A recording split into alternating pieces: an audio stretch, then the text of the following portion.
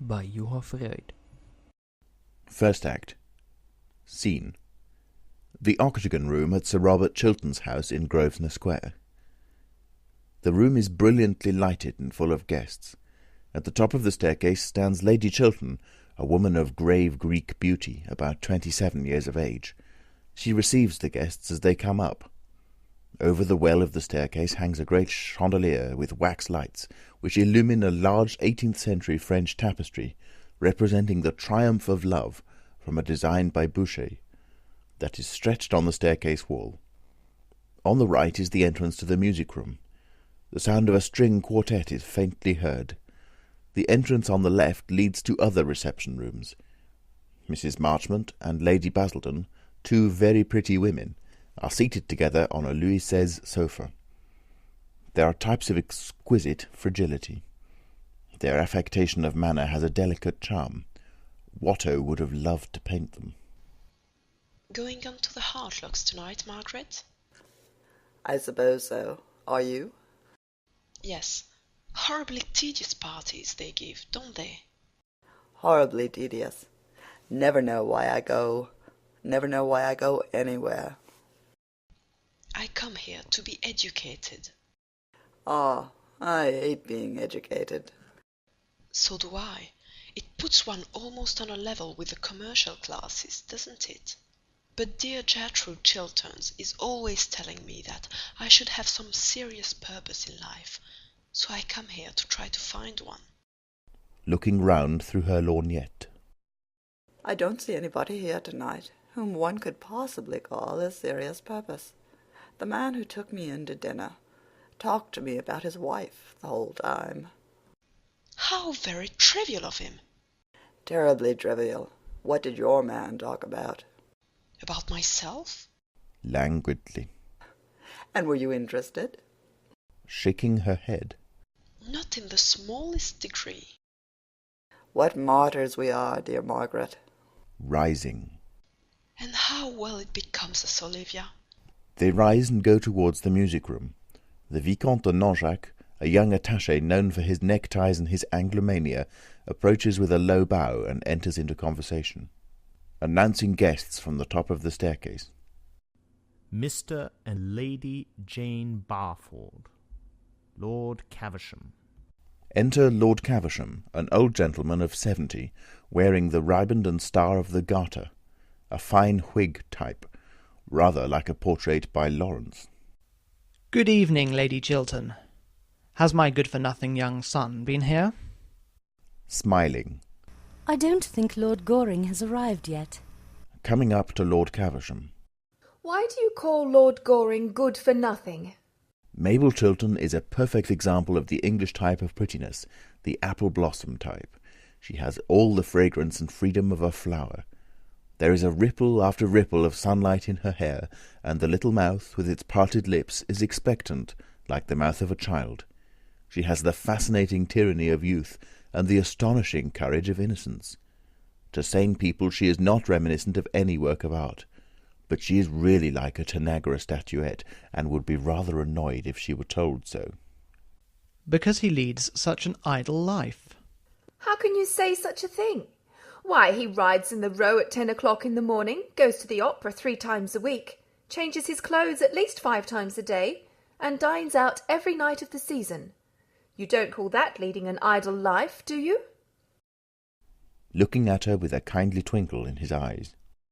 You are a very charming young lady. How sweet of you to say that, Lord Caversham. Do come to us more often. You know we are always at home on Wednesdays, and you look so well with your star. Never go anywhere now. Sick of London society. Shouldn't mind being introduced to my own tailor. He always votes on the right side.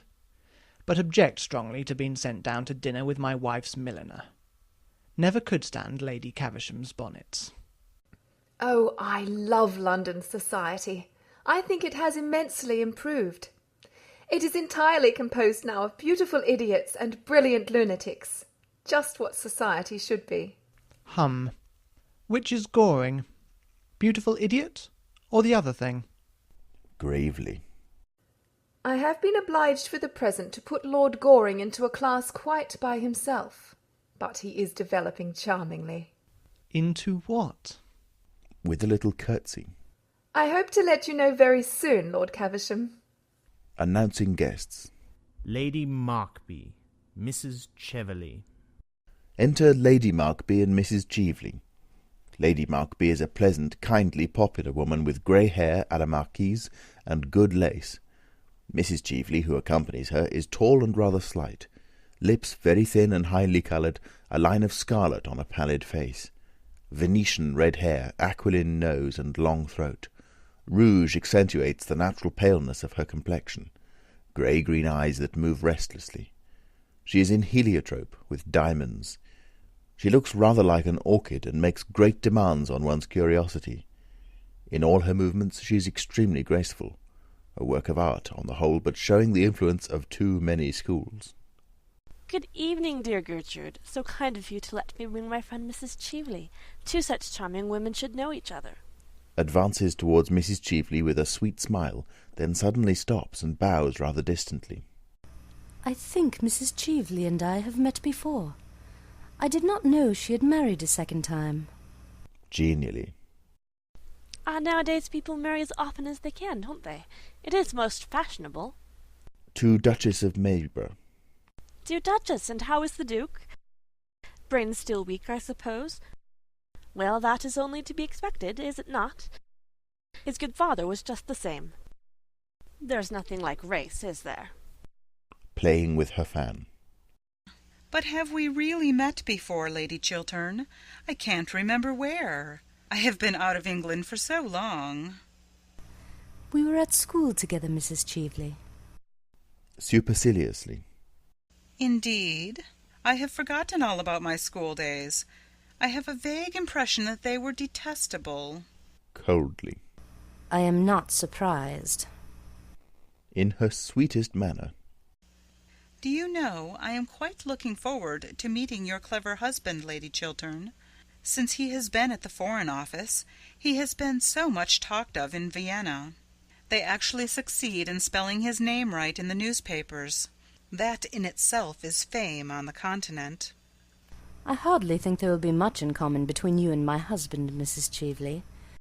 Moves away. Ah, chère madame, quelle surprise! I have not seen you since Berlin. Not since Berlin, Viscount. 5 years ago. And you are younger and more beautiful than ever. How do you manage it? By making it a rule only to talk to perfectly charming people like yourself. Oh, you flatter me. You butter me, as they say here. Do they say that here? How dreadful of them. Yes, they have a wonderful language. It should be more widely known. Sir Robert Chiltern enters, a man of 40, but looking somewhat younger, clean-shaven with finely cut features, dark-haired and dark-eyed, a personality of mark. Not popular, few personalities are, but intensely admired by the few and deeply respected by the many. The note of his manner is that of perfect distinction, with a slight touch of pride. One feels that he is conscious of the success he has made in life. A nervous temperament, with a tired look. The firmly chiselled mouth and chin contrast strikingly with the romantic expression in the deep-set eyes. The variance is suggestive of an almost complete separation of passion and intellect, as though thought and emotion were each isolated in its own sphere through some violence of will-power. There is nervousness in the nostrils, and in the pale, thin, pointed hands. It would not be accurate to call him picturesque. Picturesqueness cannot survive the House of Commons. But Van Dyck would have liked to have painted his head. Good evening, Lady Markby. I hope you've brought Sir John with you. Oh, I have brought a much more charming person than Sir John. Sir John's temper, since he has taken seriously to politics, has become quite unbearable. Really, now that the House of Commons is trying to become useful, it does a great deal of harm. I hope not, Lady Markby. At any rate, we do our best to waste the public time, don't we? But who is this charming person you've been kind enough to bring to us? Her name is Mrs. Cheveley. One of the Dorsetshire Cheveleys, I suppose, but I really don't know. Families are so mixed nowadays. Indeed, as a rule, everybody turns out to be somebody else. Mrs. Cheveley? I seem to know the name. She has just arrived from Vienna. Ah, yes, I think I know whom you mean. Oh, she goes everywhere there, and has such pleasant scandals about all her friends. I really must go to Vienna next winter. I hope there is a good chef at the embassy. If there is not, the ambassador will certainly have to be recalled. Pray point out Mrs. Cheveley to me. I should like to see her. Let me introduce you. To Mrs. Cheveley. My dear, Sir Robert Chiltern is dying to know you. Bowing. Everyone is dying to know the brilliant Mrs. Cheveley. Our attachés at Vienna write to us about nothing else. Thank you, Sir Robert.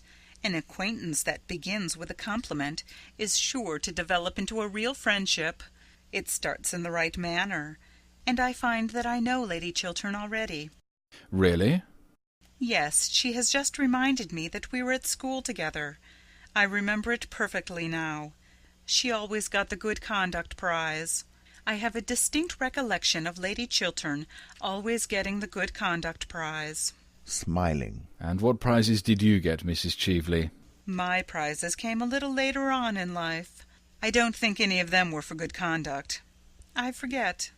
I'm sure they were for something charming. I don't know that women are always rewarded for being charming. I think they are usually punished for it. Certainly more women grow old nowadays through the faithfulness of their admirers than through anything else. At least that is the only way I can account for the terribly haggard look of most of your pretty women in London. What an appalling philosophy that sounds. To attempt to classify you, Mrs. Cheveley, would be an impertinence. But may I ask, at heart, are you an optimist or a pessimist? Those seem to be the only two fashionable religions left to us nowadays. Oh, I'm neither. Optimism begins in a broad grin, and pessimism ends with blue spectacles. Besides, they are both of them merely poses. You prefer to be natural? Sometimes, but it is such a very difficult pose to keep up. What would those modern psychological novelists of whom we hear so much say to such a theory as that? Ah, the strength of women comes from the fact that psychology cannot explain us.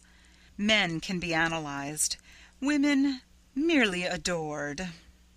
You think science cannot grapple with the problem of women?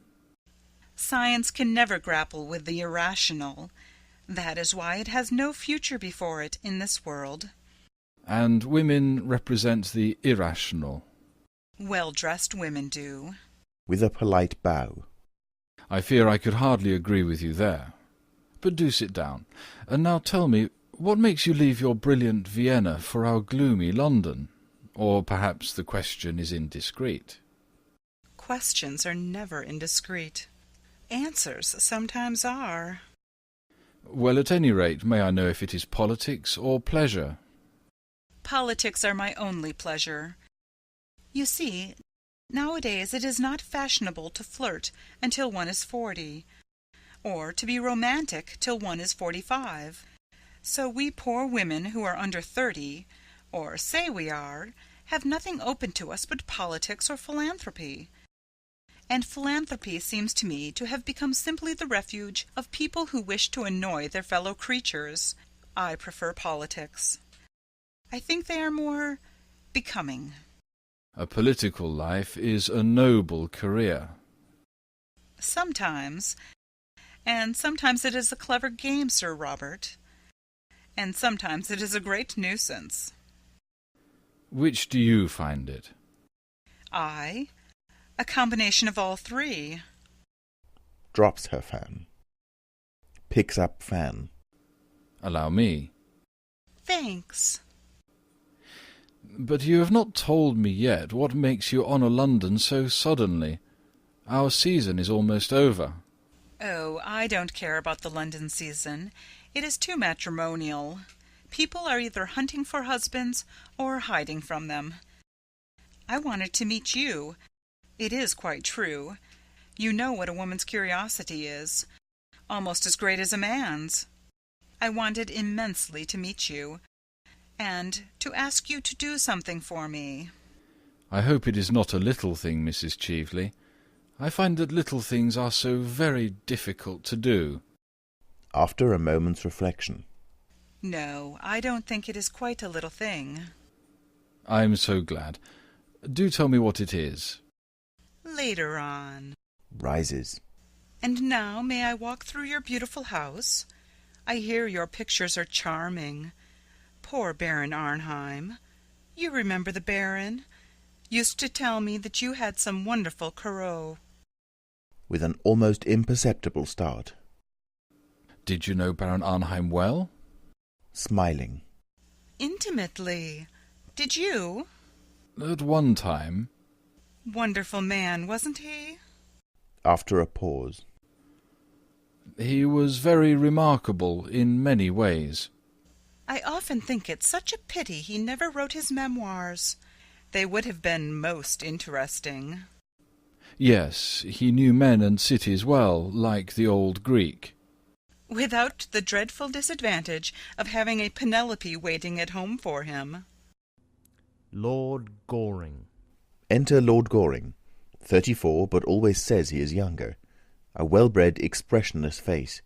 He is clever, but would not like to be thought so. A flawless dandy, he would be annoyed if he were considered romantic.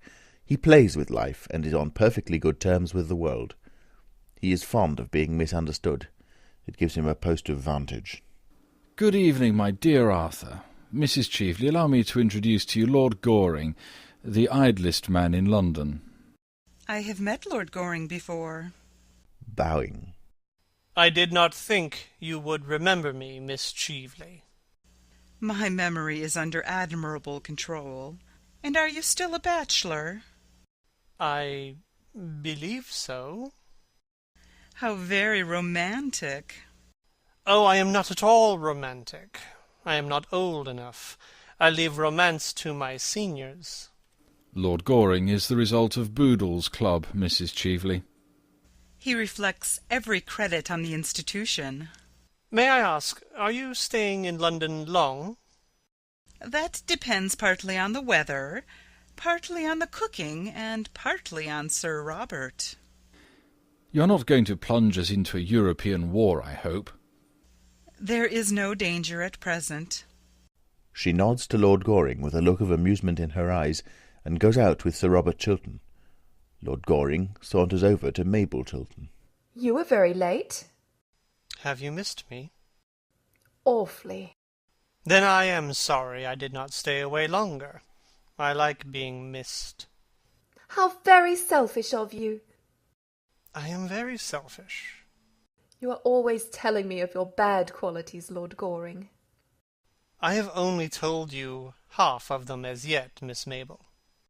Are the others very bad? Quite dreadful.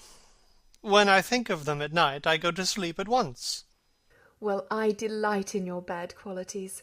I wouldn't have you part with one of them. How very nice of you. But then, you are always nice. By the way, I want to ask you a question, Miss Mabel. Who brought Mrs. Cheveley here? That woman in heliotrope, who has just gone out to the room with your brother? Oh, I think Lady Markby brought her. Why do you ask? I haven't seen her for years, that is all. What an absurd reason. All reasons are absurd. What sort of woman is she? Oh, a genius in the daytime, and a beauty at night. I dislike her already. That shows your admirable good taste. Approaching. Oh, the English young lady is the dragon of good taste, is she not? Quite the dragon of good taste. So the newspapers are always telling us. I read all your English newspapers. I find them so amusing. Then, my dear Nanjack, you must certainly read between the lines. I should like to, but my professor objects. To Mabel Chiltern. May I have the pleasure of escorting you to the music room, mademoiselle? Looking very disappointed. Delighted, Vicomte. Quite delighted. Turning to Lord Goring. Aren't you coming to the music room? Not if there's any music going on, Miss Mabel. Severely. The music is in German. You would not understand it. Goes out with the Vicomte de Nanjac. Lord Caversham comes up to his son. Well, sir, what are you doing here? Wasting your life as usual? You should be in bed, sir. You keep too late hours. I heard of you the other night at Lady Rufford's, dancing till 4 o'clock in the morning. Only 3:45, father. Can't make out how you stand London society. The thing has gone to the dogs. A lot of damned nobodies talking about nothing. I love talking about nothing, father. It is the only thing I know anything about. You seem to me to be living entirely for pleasure. What else is there to live for, father? Nothing ages like happiness. You are heartless, sir. Very heartless. I hope not, father. Good evening, Lady Basildon. Arching two pretty eyebrows. Are you here? I had no idea you ever came to political parties. I adore political parties. They are the only place left to us where people don't talk politics. I delight in talking politics. I talk them all day long, but I can't bear listening to them. I don't know how the unfortunate men in the House stand these long debates. By never listening. Really? In his most serious manner. Of course. You see, it is a very dangerous thing to listen. If one listens, one may be convinced, and a man who allows himself to be convinced by an argument is a thoroughly unreasonable person. Ah, that accounts for so much in men that I have never understood, and so much in women that their husbands never appreciate in them. With a sigh. Our husbands never appreciate anything in us. We have to go to others for that. Emphatically.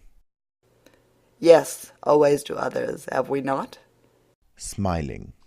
And those are the views of the two ladies who are known to have the most admirable husbands in London. That is exactly what we can't stand. My Reginald is quite hopelessly faultless. He is really unendurably so at times. There is not the smallest element of excitement in knowing him. How terrible! Really, the thing should be more widely known. Basildon is quite as bad. He is as domestic as if he were a bachelor. Pressing Lady Basildon's hand. My poor Olivia, we have married perfect husbands, and we are well punished for it. I should have thought it was the husbands who were punished. Drawing herself up. Oh dear no, they are as happy as possible, and as for trusting us, it is tragic how much they trust us. Perfectly tragic.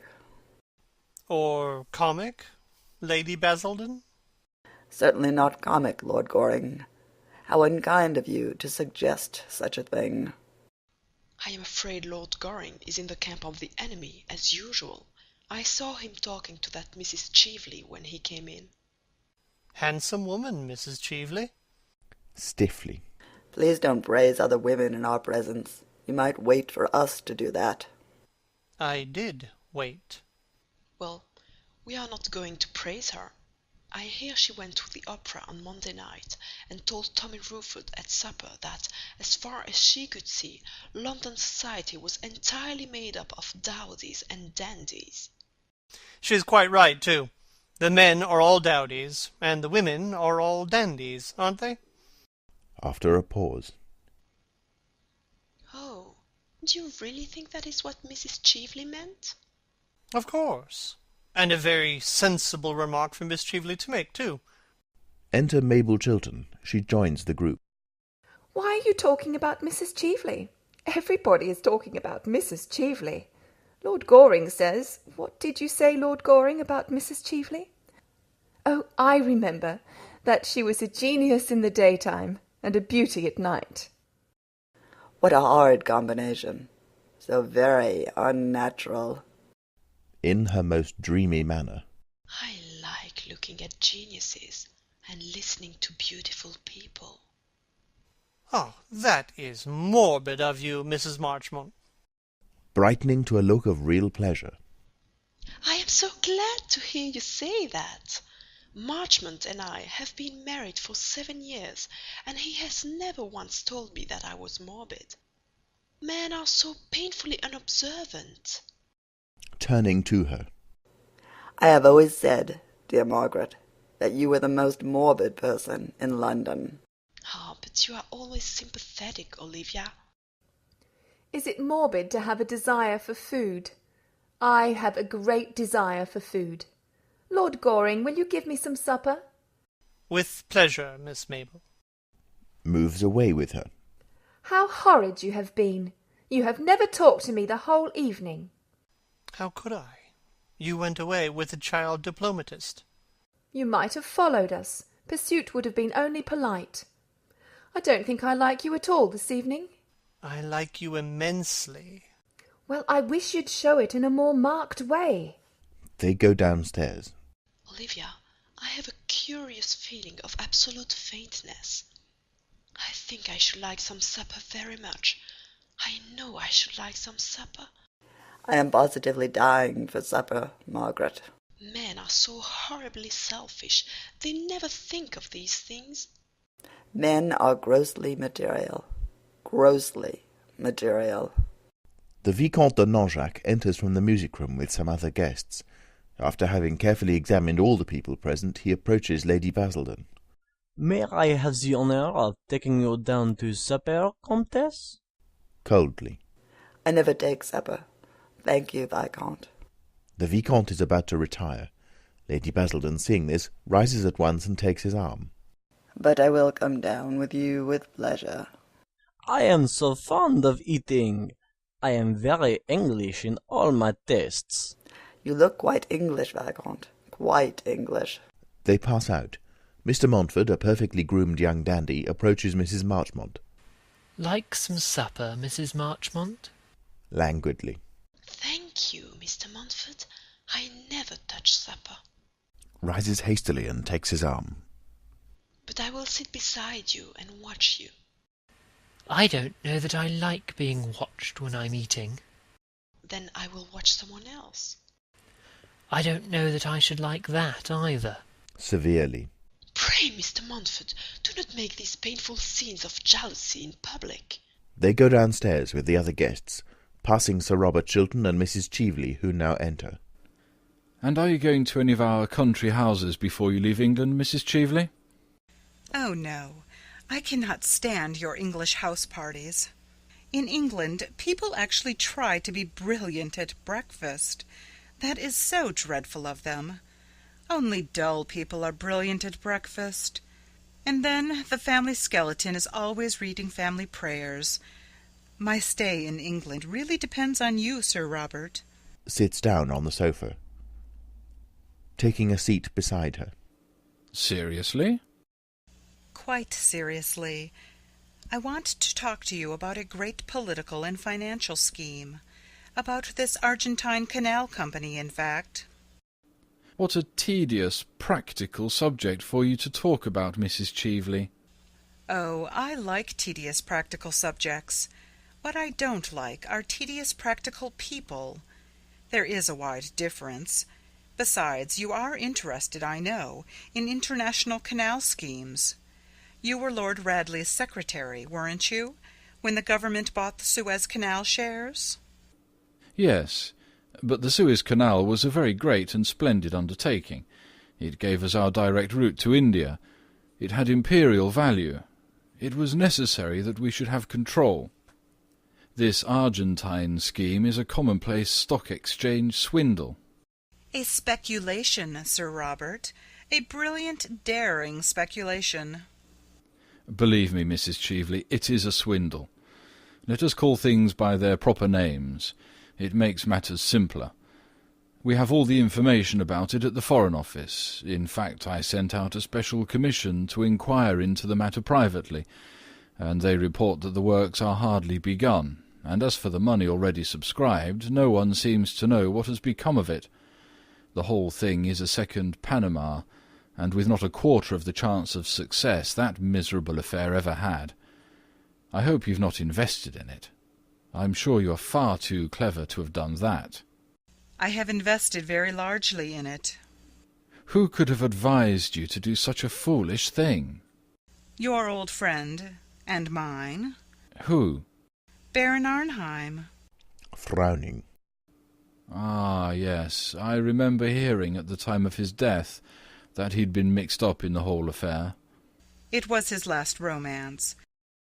His last but one, to do him justice. Rising. But you've not seen my Corot's yet. They're in the music room. Corot's seem to go with music, don't they?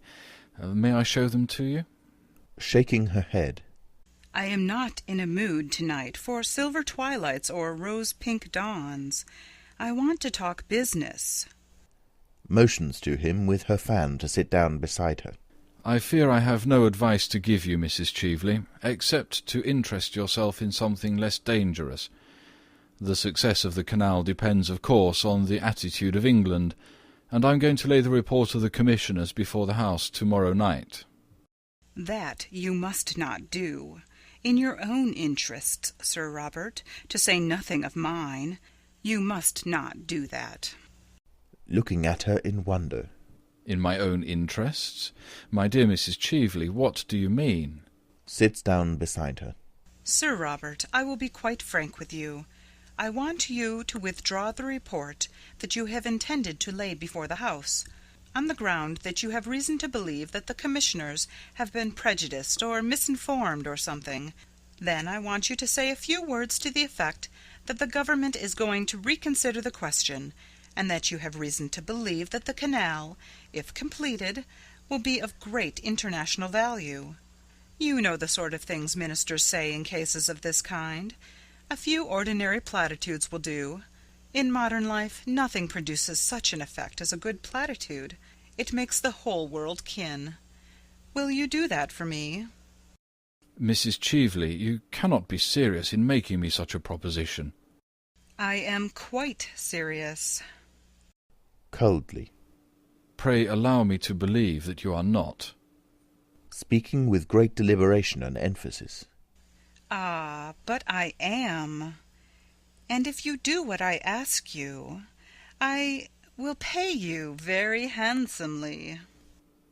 Pay me? Yes. I'm afraid I don't quite understand what you mean. Leaning back on the sofa and looking at him. How very disappointing.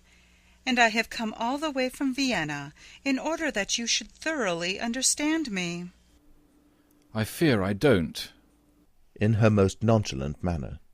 My dear Sir Robert, you are a man of the world, and you have your price, I suppose. Everybody has nowadays. The drawback is that most people are so dreadfully expensive. I know I am. I hope you will be more reasonable in your terms. Rises indignantly.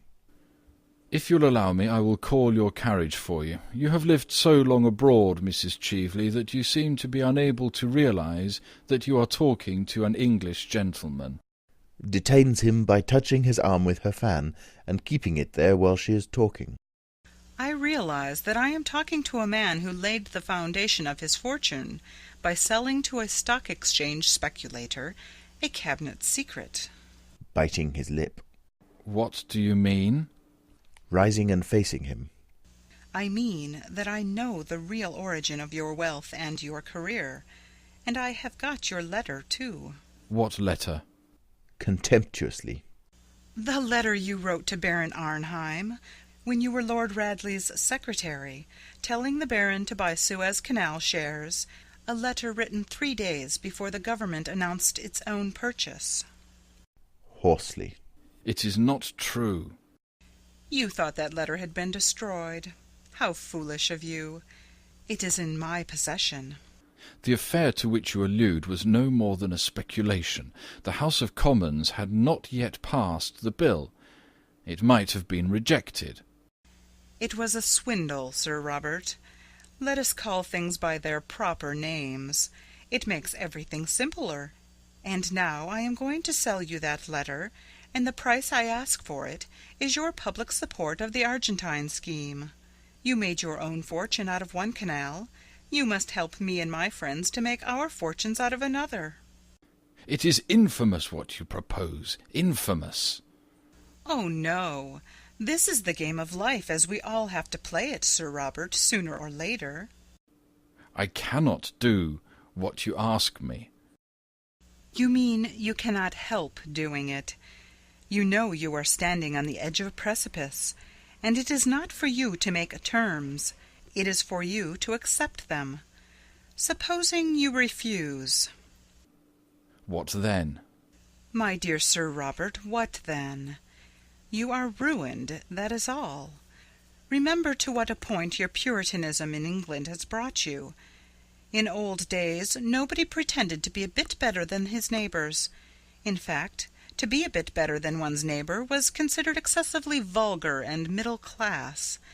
Nowadays, with our modern mania for morality, everyone has to pose as a paragon of purity, incorruptibility, and all the other 7 deadly virtues. And what is the result? You all go over like ninepins, one after the other. Not a year passes in England without somebody disappearing. Scandals used to lend charm, or at least interest, to a man. Now they crush him. And yours is a very nasty scandal. You couldn't survive it.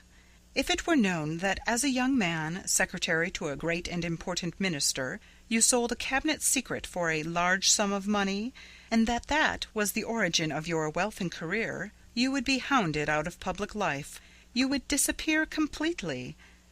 And after all, Sir Robert, why should you sacrifice your entire future rather than deal diplomatically with your enemy? For the moment, I am your enemy. I admit it. And I am much stronger than you are. The big battalions are on my side. You have a splendid position, but it is your splendid position that makes you so vulnerable. You can't defend it, and I am in attack. Of course I have not talked morality to you. You must admit in fairness that I have spared you that. Years ago you did a clever, unscrupulous thing. It turned out a great success. You owe to it your fortune and position, and now you have got to pay for it. Sooner or later we have all to pay for what we do. You have to pay now. Before I leave you tonight, you have got to promise me to suppress your report and to speak in the House in favour of this scheme. What you ask is impossible.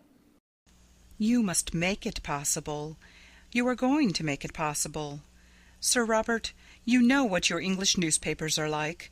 Suppose that when I leave this house I drive down to some newspaper office and give them this scandal and the proofs of it. Think of their loathsome joy, of the delight they would have in dragging you down, of the mud and mire they would plunge you in. Think of the hypocrite, with his greasy smile, penning his leading article, and arranging the foulness of the public placard. Stop. You want me to withdraw the report, and to make a speech stating that I believe there are possibilities in the scheme? Sitting down on the sofa. Those are my terms. In a low voice. I will give you any sum of money you want. Even you are not rich enough, Sir Robert, to buy back your past. No man is. I will not do what you ask me. I will not. You have to. If you don't... Rises from the sofa. Bewildered and unnerved. Wait a moment. What did you propose? You said that you would give me back my letter, didn't you? Yes, that is agreed. I will be in the ladies' gallery tomorrow night at 11:30. If by that time, and you will have had heaps of opportunity, you have made an announcement to the House in the terms I wish, I shall hand you back your letter with the prettiest thanks, and the best, or at any rate the most suitable, compliment I can think of. I intend to play quite fairly with you. One should always play fairly when one has the winning cards. The Baron taught me that, amongst other things. You must let me have time to consider your proposal. No, you must settle now. Give me a week. 3 days. Impossible. I have got to telegraph to Vienna tonight. My God, what brought you into my life? Circumstances. Moves towards the door. Don't go. I consent. The report shall be withdrawn. I will arrange for a question to be put to me on the subject. Thank you. I knew we could come to an amicable agreement. I understood your nature from the first. I analysed you, though you did not adore me. And now you can get my carriage for me, Sir Robert. I see the people coming up from supper, and Englishmen always get romantic after a meal, and that bores me dreadfully. Exit Sir Robert Chiltern. Enter guests. Lady Chiltern, Lady Markby, Lord Caversham, Lady Basildon, Mrs. Marchmont, Vicomte de Langeac, Mr. Montford. Well, dear Mrs. Cheveley, I hope you have enjoyed yourself. Sir Robert is very entertaining, is he not? Most entertaining. I have enjoyed my talk with him immensely.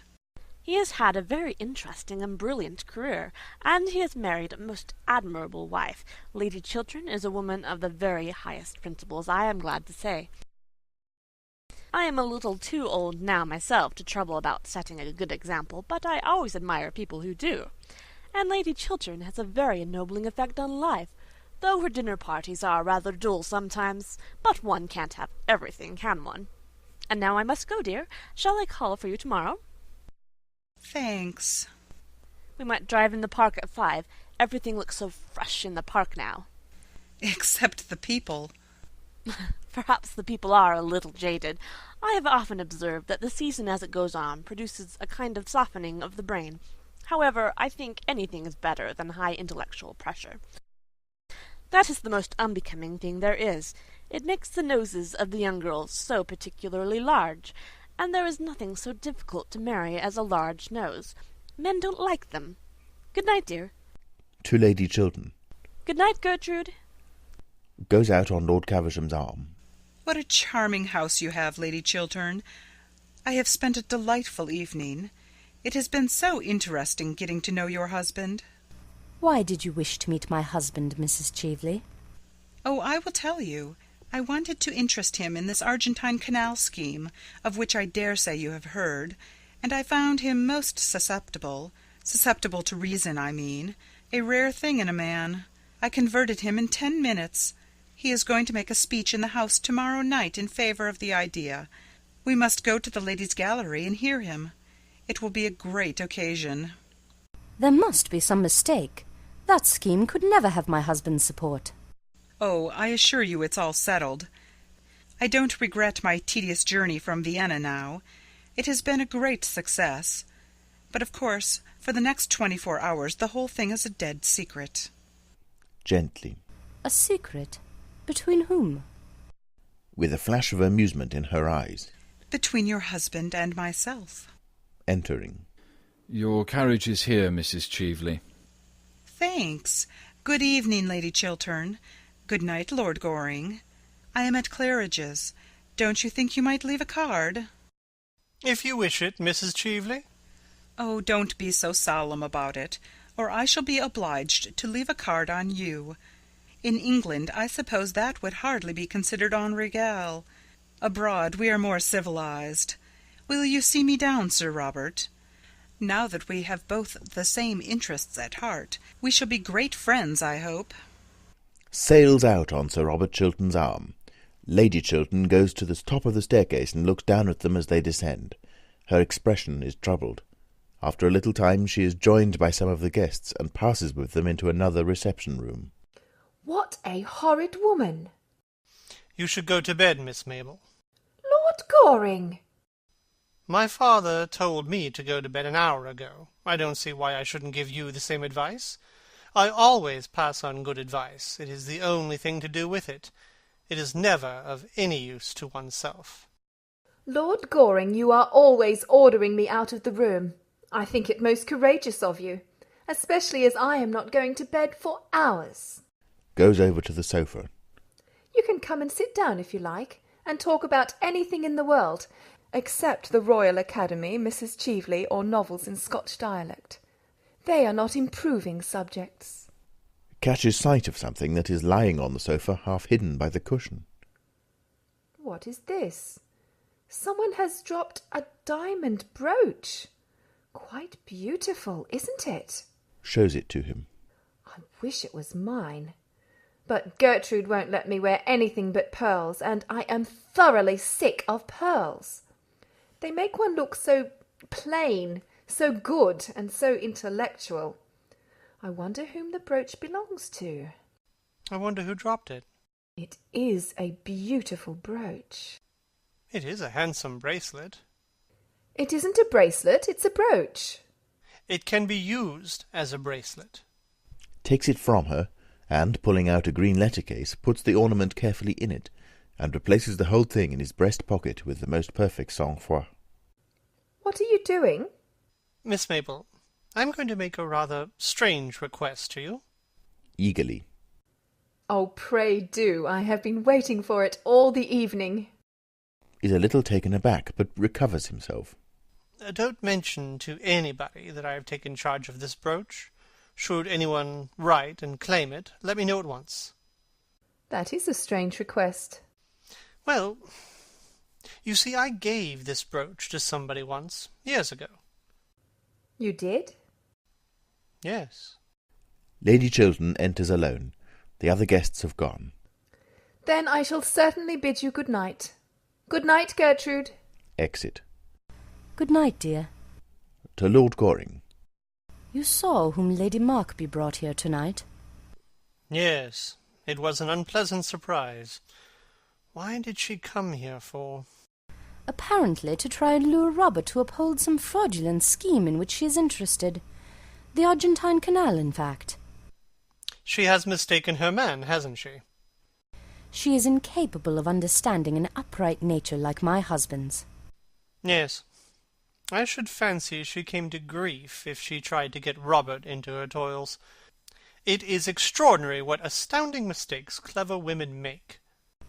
I don't call women of that kind clever. I call them stupid. Same thing, often. Good night, Lady Chiltern. Good night. Enter Sir Robert Chiltern. My dear Arthur, you're not going. Do stop a little. Afraid I can't, thanks. I have promised to look in at the Hartlocks. I believe they have got a mauve Hungarian band that plays mauve Hungarian music. See you soon. Goodbye. Exit. How beautiful you look tonight, Gertrude. Robert, it is not true, is it? You are not going to lend your support to this Argentine speculation. You couldn't. Starting. Who told you I intended to do so? That woman who has just gone out, Mrs. Cheveley as she calls herself now. She seemed to taunt me with it. Robert, I know this woman, you don't. We were at school together. She was untruthful, dishonest, an evil influence on everyone whose trust or friendship she could win. I despised her. She stole things. She was a thief. She was sent away for being a thief. Why do you let her influence you? Gertrude, what you tell me may be true, but it happened many years ago. It is best forgotten. Mrs. Cheveley may have changed since then. No one should be entirely judged by their past. Sadly. One's past is what one is. It is the only way by which people should be judged. That is a hard saying, Gertrude. It is a true saying, Robert. And what did she mean by boasting that she had got you to lend your support, your name, to a thing I have heard you describe as the most dishonest and fraudulent scheme there has ever been in political life? Biting his lip. I was mistaken in the view that I took. We all may make mistakes. But you told me yesterday that you had received the report from the Commission, and that it entirely condemned the whole thing. Walking up and down. I have reasons now to believe that the Commission was prejudiced, or at any rate misinformed. Besides, Gertrude, public and private life are different things. They have different laws, and move on different lines. They should both represent man at his highest. I see no difference between them. Stopping. In the present case, on a matter of practical politics, I have changed my mind. That is all. All? Sternly. Yes. Robert! It is horrible that I should have to ask you such a question. Robert, are you telling me the whole truth? Why do you ask me such a question? After a pause. Why do you not answer it? Sitting down. Gertrude, truth is a very complex thing, and politics is a very complex business. There are wheels within wheels. One may be under certain obligations to people that one must pay. Sooner or later in political life one has to compromise. Everyone does. Compromise? Robert, why do you talk so differently tonight from the way I have always heard you talk? Why are you changed? I am not changed, but circumstances alter things. Circumstances should never alter principles. But if I told you... What? That it was necessary, vitally necessary. It can never be necessary to do what is not honourable, or if it be necessary, then what is it that I have loved? But it is not, Robert, tell me it is not. Why should it be? What gain would you get? Money? We have no need of that. And money that comes from a tainted source is a degradation. Power? But power is nothing in itself. It is power to do good that is fine, that and that only. What is it, then? Robert, tell me why you are going to do this dishonourable thing. Gertrude, you have no right to use that word. I told you it was a question of rational compromise. It is no more than that. Robert, that is all very well for other men, for men who treat life simply as a sordid speculation, but not for you, Robert, not for you. You are different. All your life you have stood apart from others.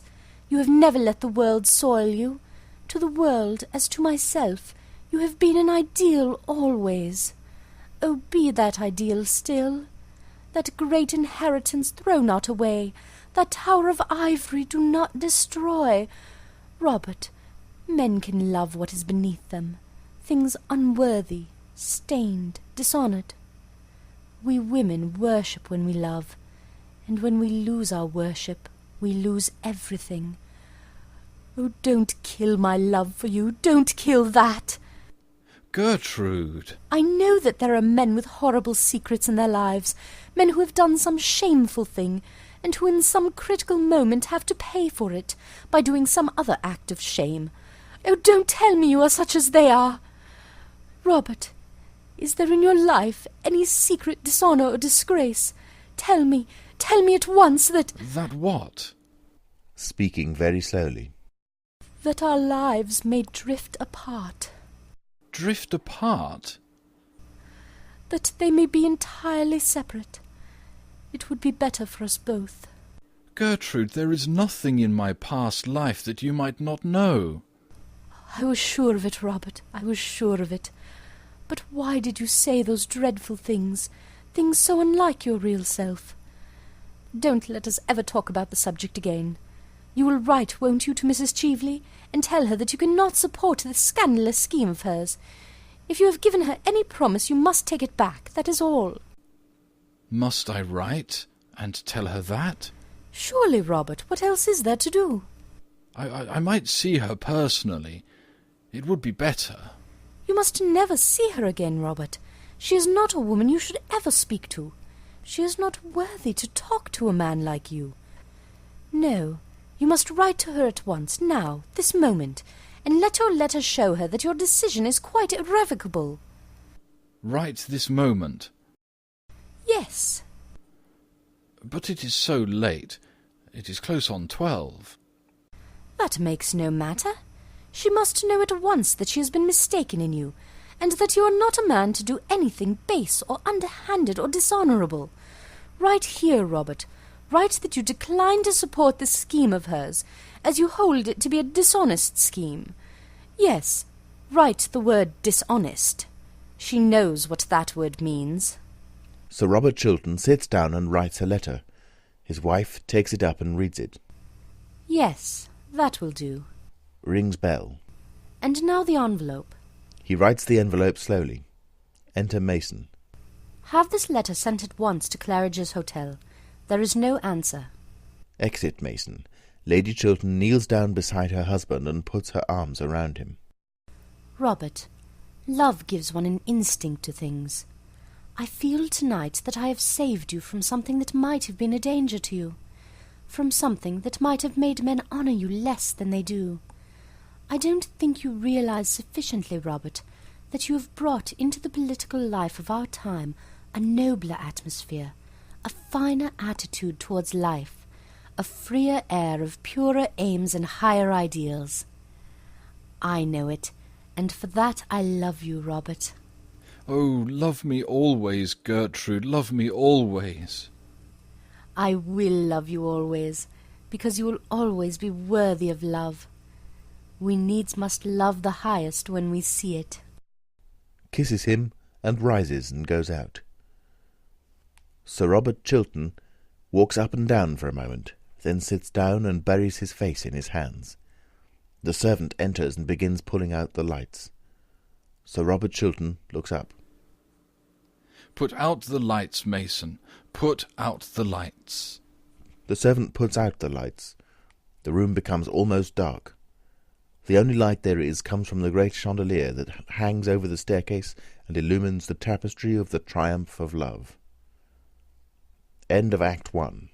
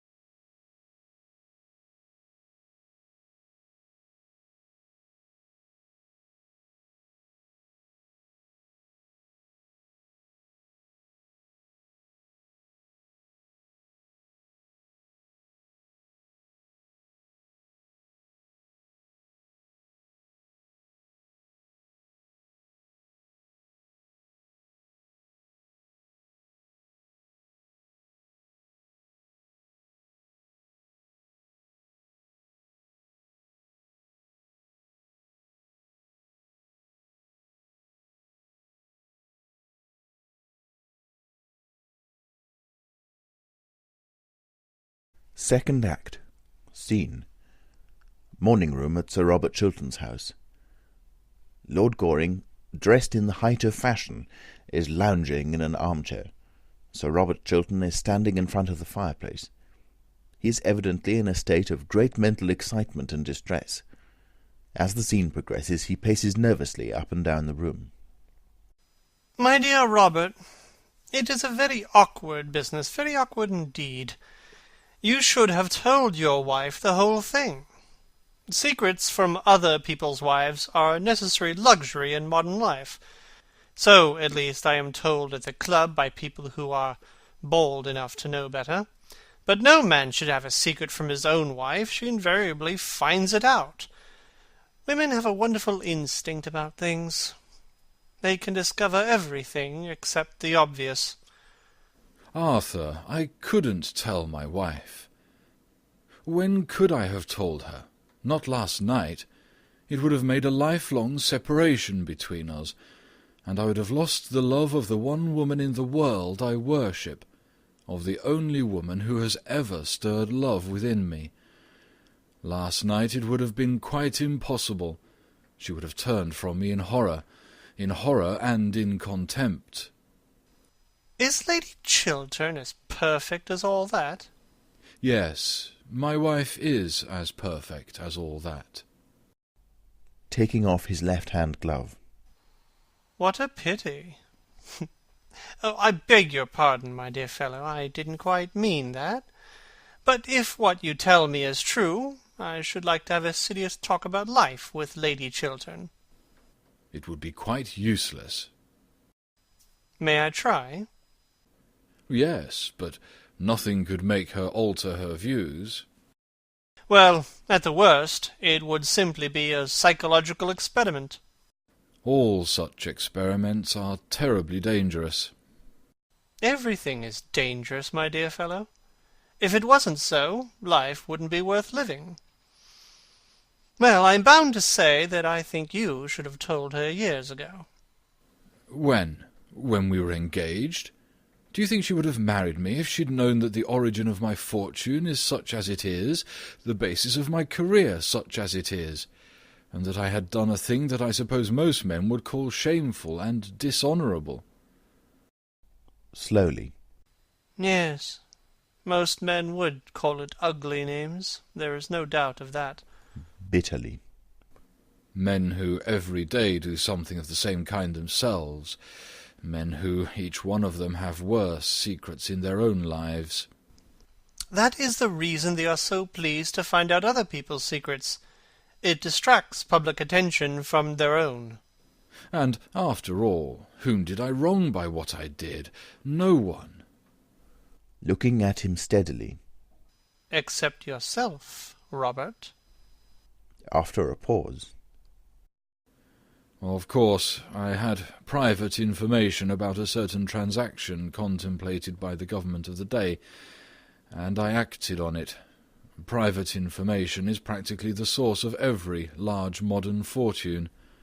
Tapping his boot with his cane. And public scandal invariably the result.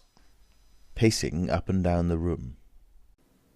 Arthur, do you think that what I did nearly 18 years ago should be brought up against me now? Do you think it fair that a man's whole career should be ruined for a fault done in one's boyhood almost? I was 22 at the time, and I had the double misfortune of being well born and poor. Two unforgivable things nowadays. Is it fair that the folly, the sin of one's youth, if men choose to call it a sin, should wreck a life like mine, should place me in the pillory, should shatter all that I have worked for, all that I have built up? Is it fair, Arthur? Life is never fair, Robert, and perhaps it is a good thing for most of us that it is not. Every man of ambition has to fight his century with its own weapons. What this century worships is wealth. The god of this century is wealth. To succeed, one must have wealth. At all costs, one must have wealth. You underrate yourself, Robert. Believe me, without wealth, you could have succeeded just as well. When I was old, perhaps, when I had lost my passion for power, or could not use it, when I was tired, worn out, disappointed. I wanted my success when I was young. Youth is the time for success. I couldn't wait. Well, you certainly have had your success while you are still young. No one in our day has had such a brilliant success. Under-Secretary for Foreign Affairs at the age of 40. That's good enough for anyone, I should think. And if it is all taken away from me now? If I lose everything over a horrible scandal? If I am hounded from public life? Robert, how could you have sold yourself for money? Excitedly. I did not sell myself for money. I bought success at a great price. That is all. Gravely. Yes, you certainly paid a great price for it. But what first made you think of doing such a thing? Baron Arnheim. Damned scoundrel. No, he was a man of a most subtle and refined intellect, a man of culture, charm, and distinction, one of the most intellectual men I ever met. Ah, I prefer a gentlemanly fool any day. There is more to be said for stupidity than people imagine. Personally, I have a great admiration for stupidity. It is a sort of fellow feeling, I suppose. But how did he do it? Tell me the whole thing. Throws himself into an armchair by the writing table. One night, after dinner, at Lord Radley's, the Baron began talking about success in modern life, as something that one could reduce to an absolutely definite science. With that wonderfully fascinating quiet voice of his, he expounded to us the most terrible of all philosophies, the philosophy of power, preached to us the most marvellous of all gospels, the gospel of gold. I think he saw the effect he had produced on me, for some days afterwards he wrote and asked me to come and see him. He was living then in Park Lane, in the house Lord Woolcombe has now. I remember so well now. With a strange smile on his pale, curved lips, he led me through his wonderful picture gallery, showed me his tapestries, his enamels, his jewels, his carved ivories, made me wonder at the strange loveliness of the luxury in which he lived, and then told me that luxury was nothing but a background, a painted scene in a play, and that power over other men, power over the world, was the one thing worth having, the one supreme pleasure worth knowing, the one joy one never tired of, and that in our century only the rich possessed it. With great deliberation. A thoroughly shallow creed. Rising. I didn't think so then. I don't think so now. Wealth has given me enormous power. It gave me at the very outset of my life freedom, and freedom is everything. You have never been poor, and never known what ambition is. You cannot understand what a wonderful chance the Baron gave me, such a chance as few men get. Fortunately for them, if one is to judge by results. But tell me, definitely, how did the Baron finally persuade you to do what you did? When I was going away, he said to me that if I ever could give him any private information of real value, he would make me a very rich man. I was dazed at the prospect he held out to me, and my ambition and my desire for power were at that time boundless. 6 weeks later, certain private documents passed through my hands. Keeping his eyes steadily fixed on the carpet. State documents? Yes. Lord Goring sighs, then passing his hand across his forehead, looks up. I had no idea that you, of all men in the world, could have been so weak, Robert, as to yield to such a temptation as Baron Arnheim held out to you. Weak? Oh, I am sick of hearing that phrase, sick of using it about others. Weak? Do you really think, Arthur, that it is weakness that yields to temptation? I tell you that there are terrible temptations that it requires strength and courage to yield to. To stake all one's life on a single moment, to risk everything on one throw, whether the stake be power or pleasure, I care not. There is no weakness in that. There is a horrible, a terrible courage. I had that courage. I sat down the same afternoon and wrote Baron Arnheim the letter this woman now holds. He made $750,000 over the transaction. And you? I received from the Baron £110,000. You were worth more, Robert. No, that money gave me exactly what I wanted, power over others. I went into the house immediately. The Baron advised me in finance from time to time. Before 5 years I had almost trebled my fortune. Since then, everything that I have touched has turned out a success. In all things connected with money, I have had a luck so extraordinary that sometimes it has made me almost afraid. I remember having read somewhere, in some strange book, that when the gods wish to punish us, they answer our prayers. But tell me, Robert, did you never suffer any regret for what you had done? No. I felt that I had fought the century with its own weapons, and won. Sadly. You thought you had won? I thought so. After a long pause. Arthur, do you despise me for what I've told you? With deep feeling in his voice. I am very sorry for you, Robert. Very sorry indeed. I don't say that I suffered any remorse. I didn't. Not remorse in the ordinary, rather silly sense of the word, but I have paid conscience money many times. I had a wild hope that I might disarm destiny. The sum Baron Arnheim gave me I have distributed twice over in public charities since then. Looking up. In public charities? Dear me, what a lot of harm you must have done, Robert. Oh, don't say that, Arthur. Don't talk like that. Never mind what I say, Robert. I am always saying what I shouldn't say. In fact, I usually say what I really think. A great mistake nowadays. It makes one so liable to be misunderstood. As regards to this dreadful business, I will help you in whatever way I can. Of course, you know that. Thank you, Arthur, thank you. But what is to be done? What can be done? Leaning back with his hands in his pockets. Well, the English can't stand a man who is always saying he is in the right, but they are very fond of a man who admits that he has been in the wrong. It is one of the best things in them. However, in your case, Robert, a confession would not do. The money, if you will allow me to say so, is awkward. Besides, if you did make a clean breast of the whole affair, you would never be able to talk morality again.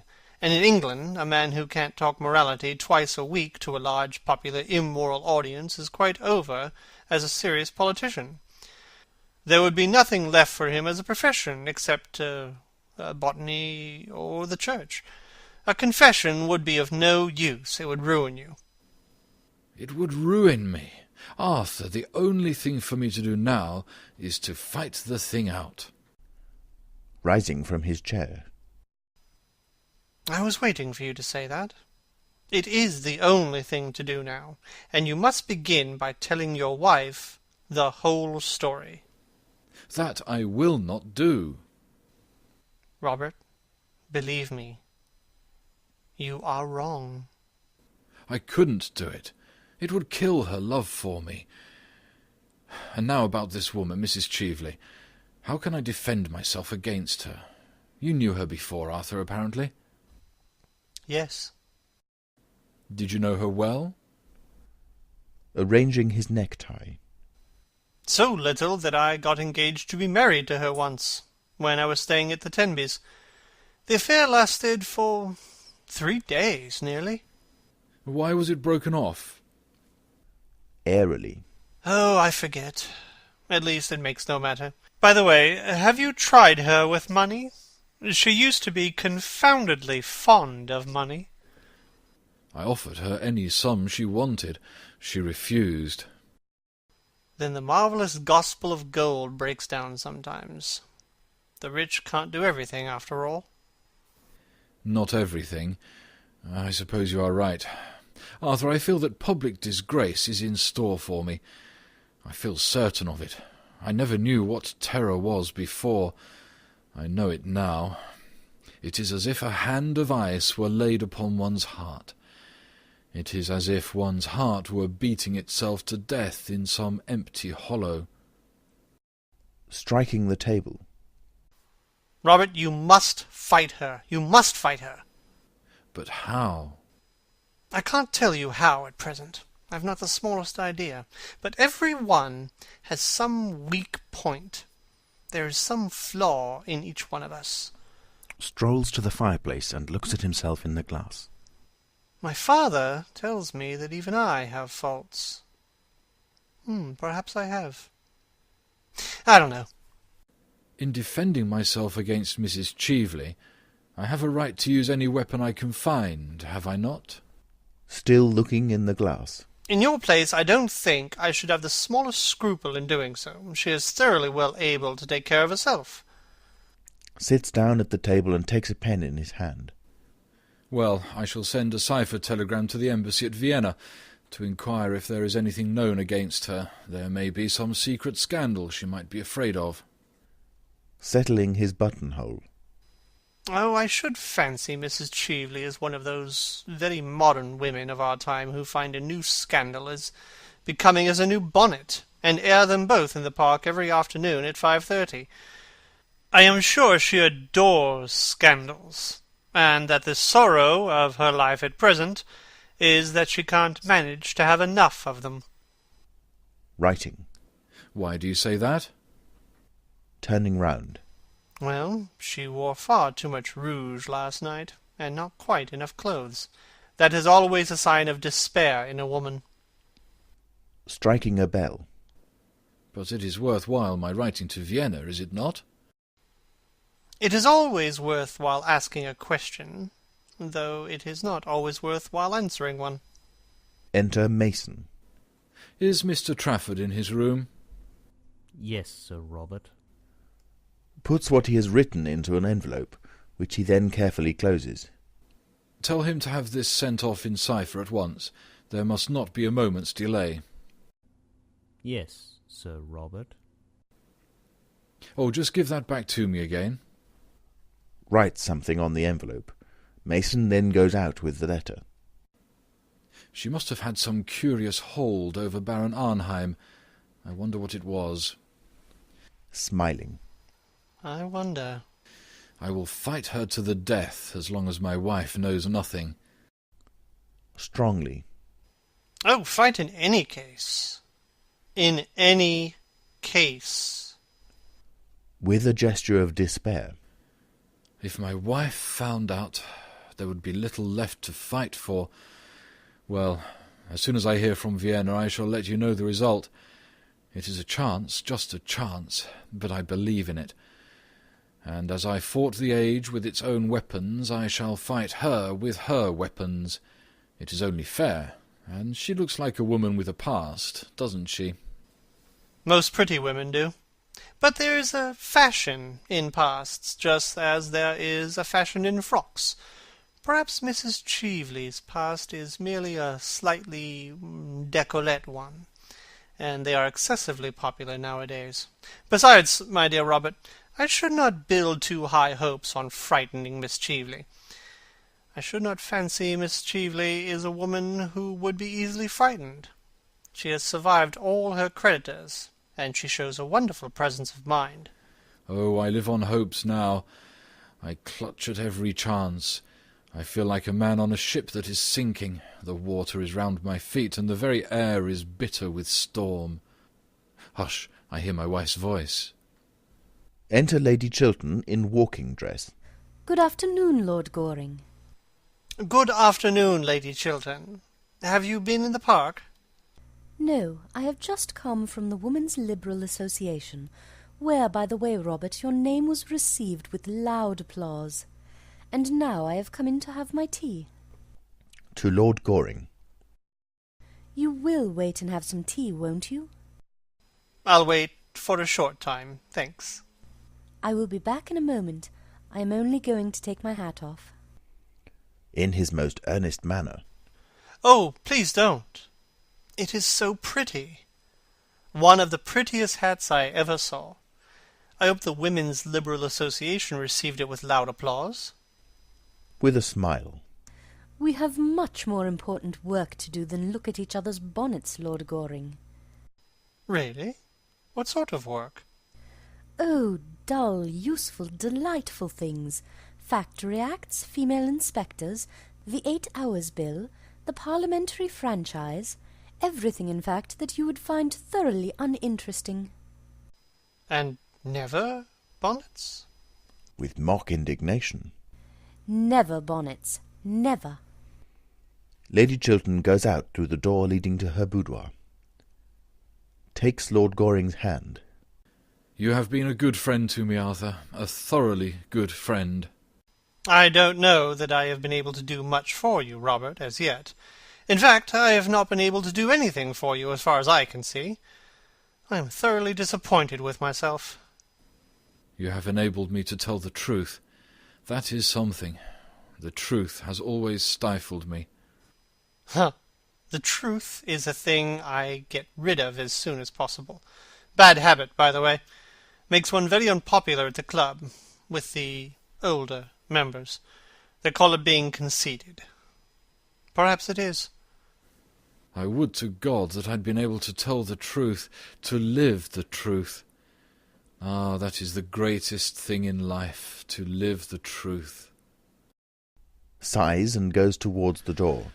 I'll see you soon again, Arthur, shan't I? Certainly, whenever you like. I'm going to look in at the bachelor's ball tonight, unless I find something better to do, but I'll come round tomorrow morning. If you should want me tonight by any chance, send round a note to Curzon Street. Thank you. As he reaches the door, Lady Chiltern enters from her boudoir. You are not going, Robert? I have some letters to write, dear. Going to him. You work too hard, Robert. You seem never to think of yourself, and you are looking so tired. It is nothing, dear, nothing. He kisses her and goes out. To Lord Goring. Do sit down. I am so glad you have called. I wanted to talk to you about... well, not about bonnets or the Women's Liberal Association. You take far too much interest in the first subject and not nearly enough in the second. You want to talk to me about Mrs. Cheveley? Yes, you have guessed it. After you left last night, I found out that what she had said was really true. Of course, I made Robert write her a letter at once withdrawing his promise. So he gave me to understand. To have kept it would have been the first stain on a career that has been stainless always. Robert must be above reproach. He is not like other men. He cannot afford to do what other men do. She looks at Lord Goring, who remains silent. Don't you agree with me? You are Robert's greatest friend. You are our greatest friend, Lord Goring. No one except myself knows Robert better than you do. He has no secrets from me, and I don't think he has any from you. He certainly has no secrets from me. At least I don't think so. Then am I not right in my estimate of him? I know I am right, but speak to me frankly. Looking straight at her. Quite frankly? Surely, you have nothing to conceal, have you? Nothing. But, my dear Lady Chiltern, I think, if you will allow me to say so, that in practical life... Smiling. Of which you know so little, Lord Goring. Of which I know nothing by experience, though I know something by observation. I think that in practical life there is something about success, actual success, that is a little unscrupulous. Something about ambition that is unscrupulous always. Once a man has set his heart and soul on getting to a certain point, if he has to climb the crag, he climbs the crag. If he has to walk in the mire... Well? He walks in the mire. Of course, I'm only talking generally about life. Gravely. I hope so. Why do you look at me so strangely, Lord Goring? Lady Chiltern, I have sometimes thought that perhaps you are a little hard in some of your views on life. I think that often you don't make sufficient allowances. In every nature there are elements of weakness, or worse than weakness. Supposing, for instance, that any public man, my father, or Lord Merton, or Robert, say, had years ago written some foolish letter to someone. What do you mean by a foolish letter? A letter gravely compromising one's position. I am only putting an imaginary case. Robert is as incapable of doing a foolish thing as he is of doing a wrong thing. After a long pause. Nobody is incapable of doing a foolish thing. Nobody is incapable of doing a wrong thing. Are you a pessimist? What will the other dandies say? They will all have to go into mourning. Rising. No, Lady Chiltern, I am not a pessimist. Indeed, I am not sure that I quite know what pessimism really means. All I do know is that life cannot be understood without much charity, cannot be lived without much charity. It is love, and not German philosophy, that is the true explanation of this world, whatever may be the explanation of the next. And if you are ever in trouble, Lady Chiltern, trust me absolutely, and I will help you in every way I can. If you ever want me, come to me for my assistance, and you shall have it. Come at once to me. Looking at him in surprise. Lord Goring, you are talking quite seriously. I don't think I ever heard you talk seriously before. Laughing. You must excuse me, Lady Chiltern. It won't occur again, if I can help it. But I like you to be serious. Enter Mabel Chiltern in the most ravishing frock. Dear Gertrude, don't say such a dreadful thing to Lord Goring. Seriousness would be very unbecoming to him. Good afternoon, Lord Goring. Pray be as trivial as you can. I should like you to, Miss Mabel, but I am afraid I am a little out of practice this morning. Besides, I have to be going now. Just when I have come in. What dreadful manners you have. I am sure you were very badly brought up. I was. I wish I had brought you up. I am so sorry you didn't. It is too late now, I suppose. Smiling. I'm not so sure. Will you ride tomorrow morning? Yes, at 10. Don't forget. Of course I shan't. By the way, Lady Chiltern, there is no list of your guests in the Morning Post of today. It has apparently been crowded out by the County Council, or the Lambeth Conference, or something equally boring. Could you let me have a list? I have a particular reason for asking you. I am sure Mr. Trafford will be able to give you one. Thanks so much. Tommy is the most useful person in London. Turning to her. And who is the most ornamental? Triumphantly. I am. How clever of you to guess it. Takes up his hat and cane. Goodbye, Lady Chiltern. You will remember what I said to you, won't you? Yes, but I don't know why you said it to me. I hardly know myself. Goodbye, Miss Mabel. With a little moo of disappointment. I wish you were not going. I have had 4 wonderful adventures this morning. 4.5, in fact. You might stop and listen to some of them. How very selfish of you to have 4.5. There won't be any left for me. I don't want you to have any. They would not be good for you. That is the first unkind thing you have ever said to me. How charmingly you said it. 10 tomorrow. Sharp. Quite sharp. But don't bring Mr. Trafford. With a little toss of the head. Of course I shan't bring Tommy Trafford. Tommy Trafford is in great disgrace. I am delighted to hear it. Bows and goes out. Gertrude, I wish you would speak to Tommy Trafford. What has poor Mr. Trafford done this time?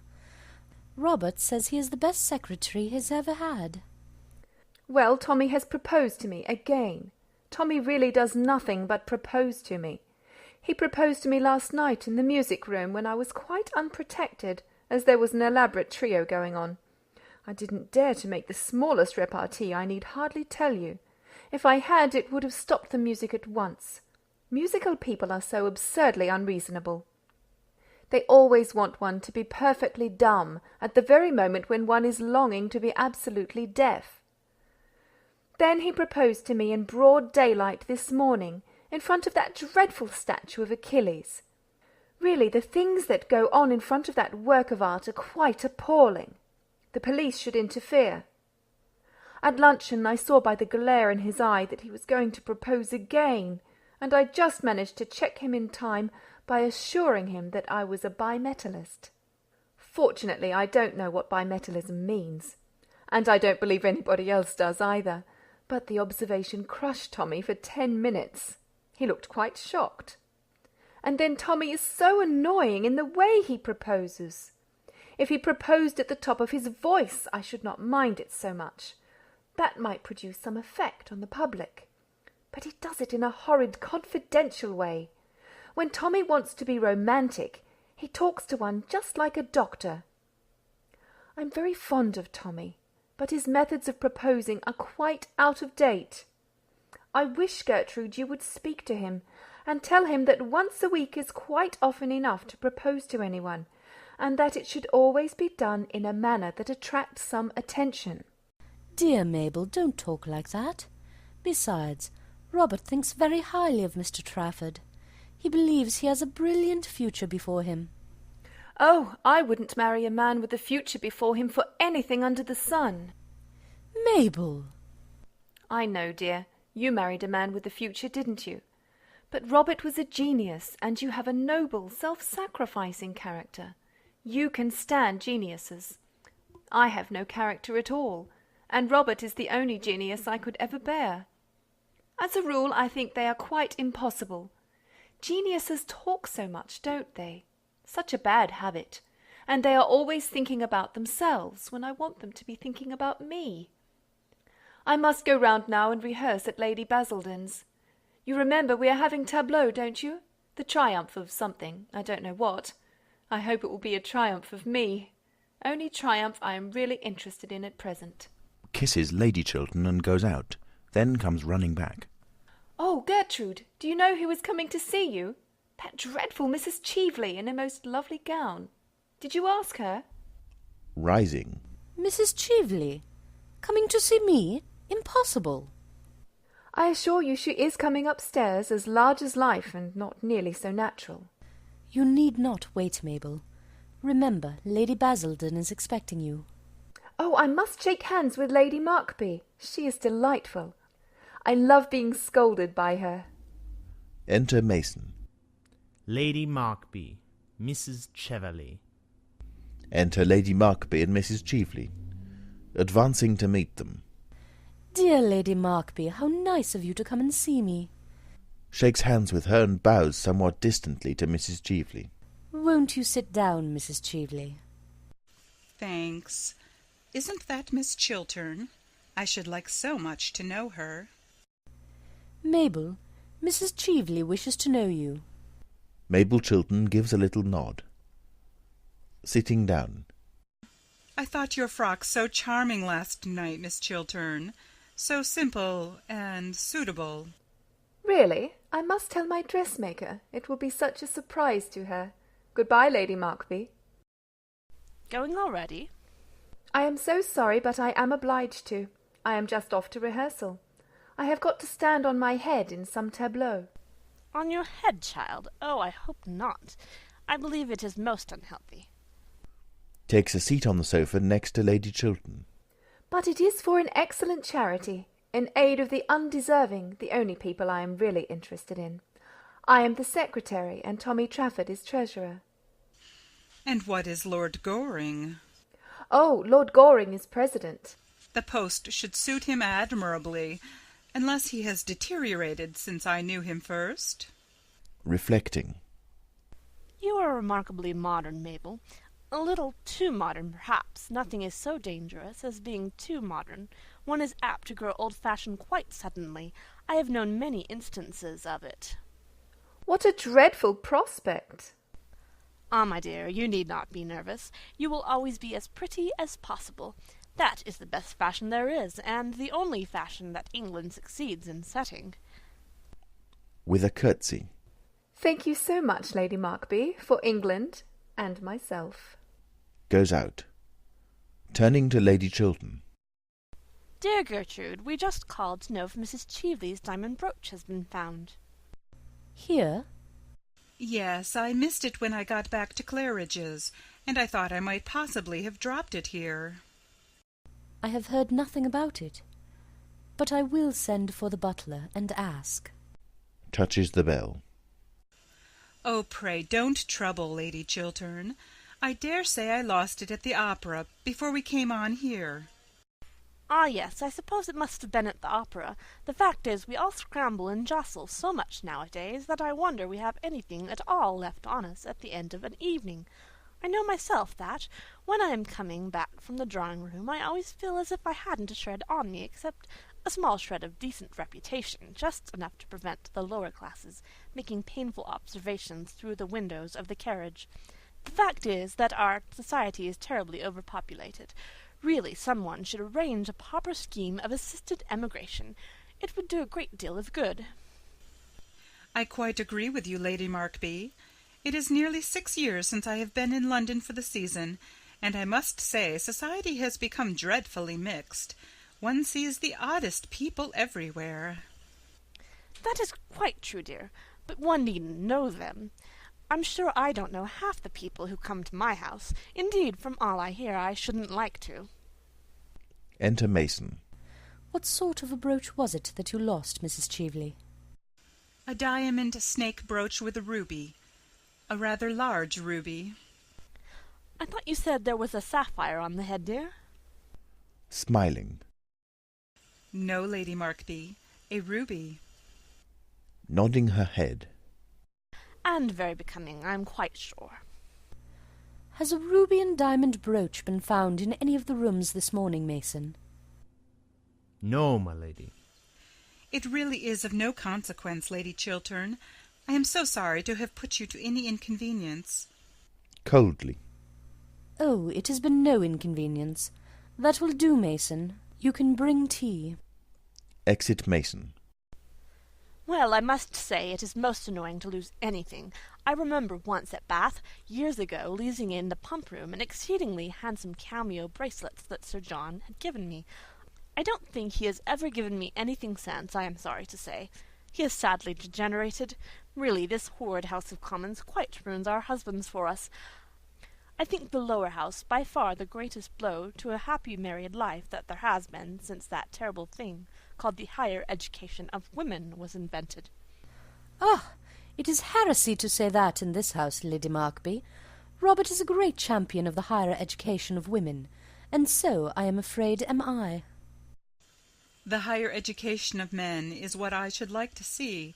Men need it so sadly." They do, dear, but I am afraid such a scheme would be quite unpracticable. I don't think man has much capacity for development. He's got as far as he can, and that is not far, is it? With regard to women, well, dear Gertrude, you belong to the younger generation, and I am quite sure it is all right if you approve of it. In my time, of course, we were taught not to understand anything. That was the old system, and wonderfully interesting it was. I assure you that the amount of things I and my poor dear sister were taught not to understand was quite extraordinary. But modern women understand everything, I am told. "Except their husbands. That is the one thing the modern woman never understands." And a very good thing too, dear, I dare say. It might break up many a happy home if they did. Not yours, I need hardly say, Gertrude. You have married a pattern husband. I wish I could say as much for myself, but since Sir John has taken to attending the debates regularly, which he never used to in the good old days, his language has become quite impossible. He always seems to think he is addressing the House, and consequently, whenever he discusses the state of the agricultural labourer, or the Welsh Church, or something quite improper of that kind, I am obliged to send all the servants out of the room. Is it not unpleasant to see one's own butler, who has been with one for 23 years, actually blushing at the sideboard, and the footmen making contortions in corners like persons in circuses? I assure you, my life will be quite ruined unless they send Sir John at once to the Upper House. He won't take any interest in politics then, will he? The House of Lords is so sensible, an assembly of gentlemen. But in his present state Sir John is really a great trial. Why, this morning, before breakfast was half over, he stood up on the hearth-rug, put his hands in his pockets, and appealed to the country at the top of his voice. I left the table as soon as I had my second cup of tea, I need hardly say. But his violent language could be heard all over the house. I trust, Gertrude, that Sir Robert is not like that. But I am very much interested in politics, Lady Markby. I love to hear Robert talk about them. Well, I hope he is not as devoted to blue books as Sir John is. I don't think they can be quite improving reading for one. Languidly. "I have never read a blue book. I prefer books in yellow covers." Genially unconscious. Yellow is a gayer colour, is it not? I used to wear yellow a good deal in my early days, and would do so now if Sir John was not so painfully personal in his observations, and a man on the question of dress is always ridiculous, is he not? "Oh, no. I think men are the only authorities on dress." Really? One wouldn't say so from the sort of hats they wear, would one? The butler enters, followed by the footman. Tea is set on a small table close to Lady Chiltern. May I give you some tea, Mrs. Cheveley? Thanks. The butler hands Mrs. Cheveley a cup of tea on a salver. Some tea, Lady Markby? No thanks, dear. The servants go out. The fact is, I have promised to go round for 10 minutes to see poor Lady Brancaster, who is in very great trouble. Her daughter, quite a well-brought-up girl, too, has actually become engaged to be married to a curate in Shropshire. It is very sad indeed. I can't understand this modern mania for curates. In my time we girls saw them, of course, running around the place like rabbits.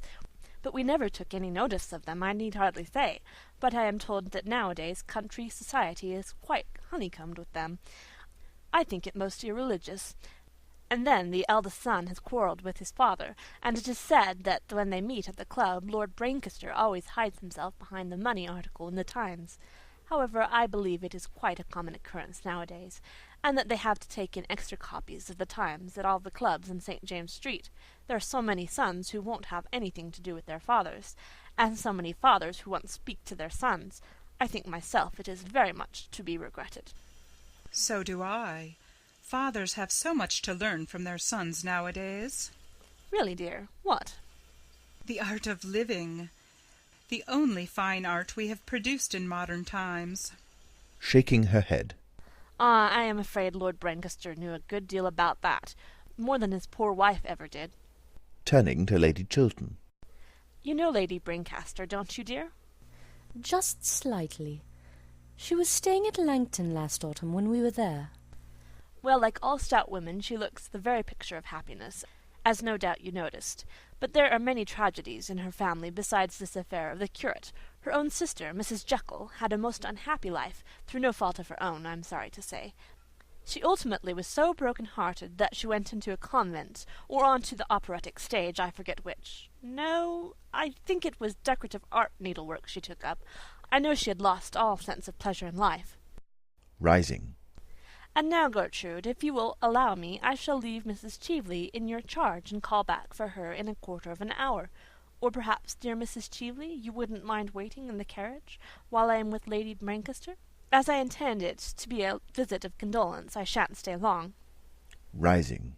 I don't mind waiting in the carriage at all, provided there is somebody to look at one. Well, I hear the curate is always prowling about the house. I am afraid I am not fond of girl friends. Rising. Oh, I hope Mrs. Cheveley will stay here a little. I should like to have a few minutes' conversation with her. How very kind of you, Lady Chiltern. Believe me, nothing would give me greater pleasure. Ah, no doubt you both have many pleasant reminiscences of your schooldays to talk over together. Goodbye, dear Gertrude. Shall I see you at Lady Bonar's tonight?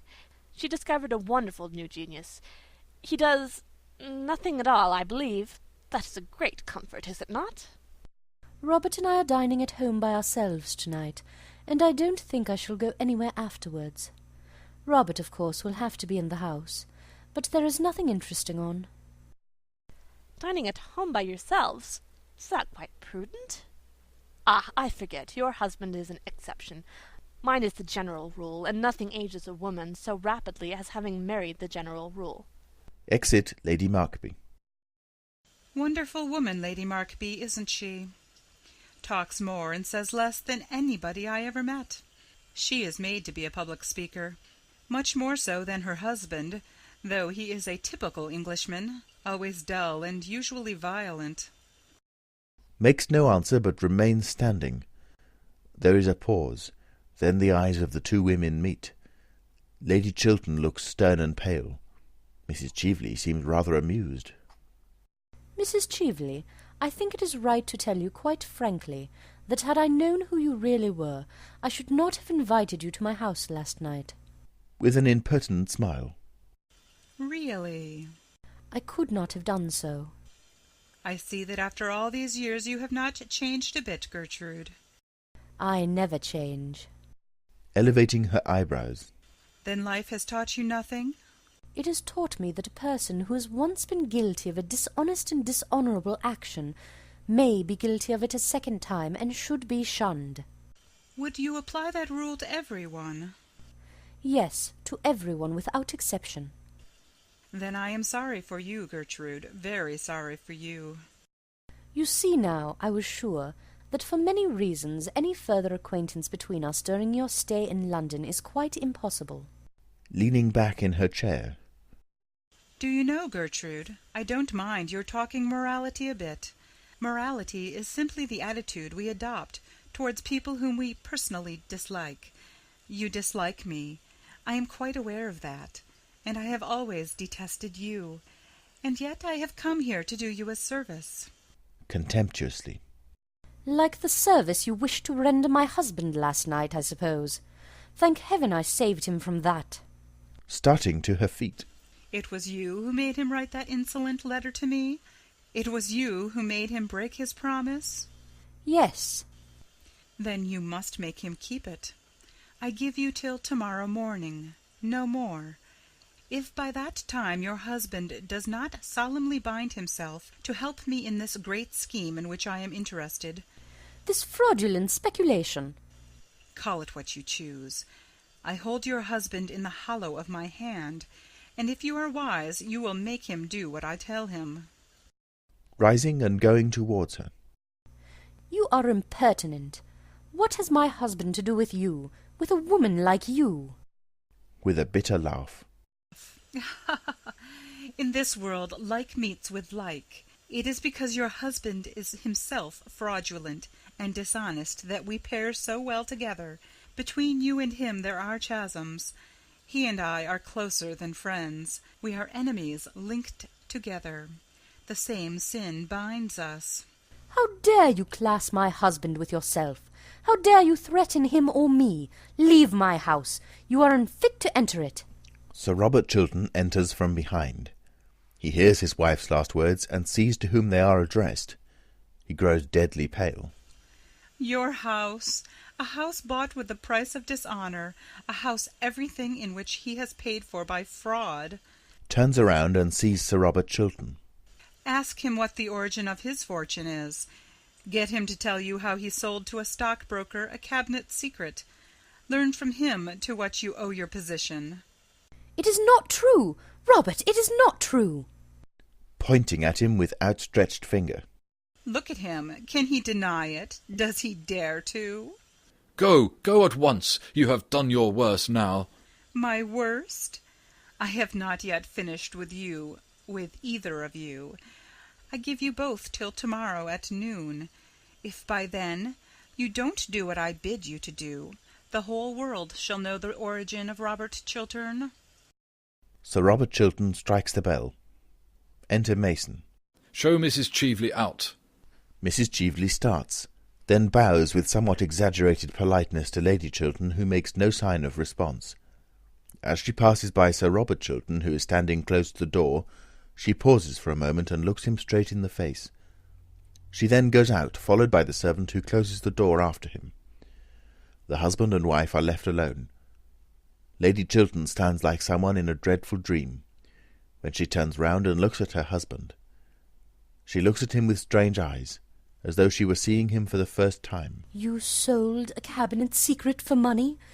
You began your life with fraud? You built up your career on dishonour? Oh, tell me it's not true. Lie to me, tell me it's not true. What this woman said is quite true. But Gertrude, listen to me. You don't realize how I was tempted. Let me tell you the whole thing. Goes towards her. Don't come near me, don't touch me. I feel as if you had soiled me forever. Oh, what a mask you have been wearing all these years. A horrible painted mask. You sold yourself for money. Oh, a common thief were better. You put yourself up to sale to the highest bidder. You were bought in the market. You lied to the whole world. And yet you will not lie to me. Rushing towards her. Gertrude! Gertrude! Thrusting him back with outstretched hands. No, don't speak. Say nothing. Your voice wakes terrible memories. Memories of things that made me love you. Memories of words that made me love you. Memories that now are horrible to me. And how I worshipped you!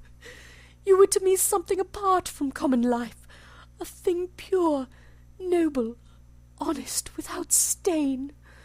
The world seemed to me finer because you were in it, and goodness more real because you lived. And now, oh, when I think that I made of a man like you my ideal, the ideal of my life. There was your mistake. There was your error. The error all women commit. Why can't you women love us, faults and all? Why do you place us on monstrous pedestals? We have all feet of clay, women as well as men. But when we men love women, we love them knowing their weaknesses, their follies, their imperfections, love them all the more, it may be, for that reason. It is not the perfect, but the imperfect who have need of love. It is when we are wounded by our own hands, or by the hands of others, that love should come to cure us. Else what use is love at all? All sins, except a sin against itself, love should forgive. All lives, save loveless lives, true love should pardon. A man's love is like that. It is wider, larger, more human than a woman's.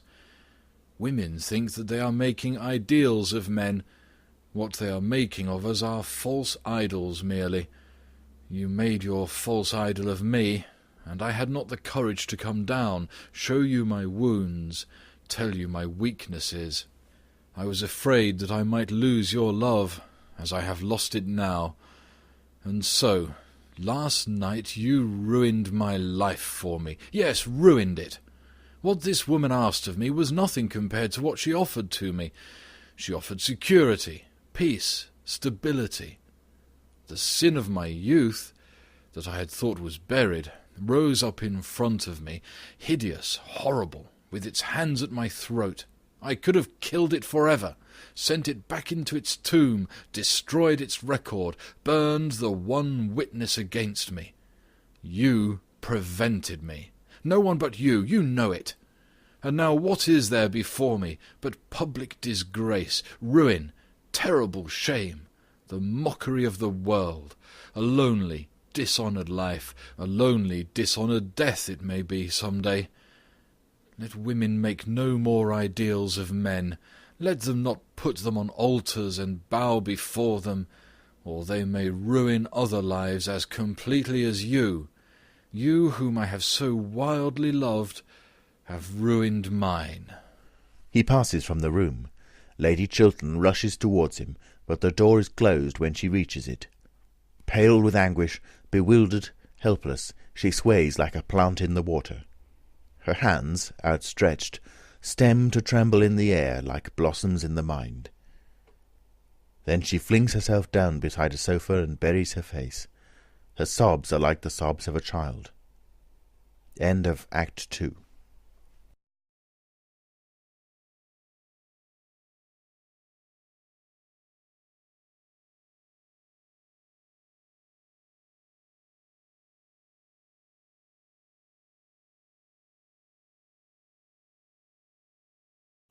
Third Act. Scene: the library in Lord Goring's house.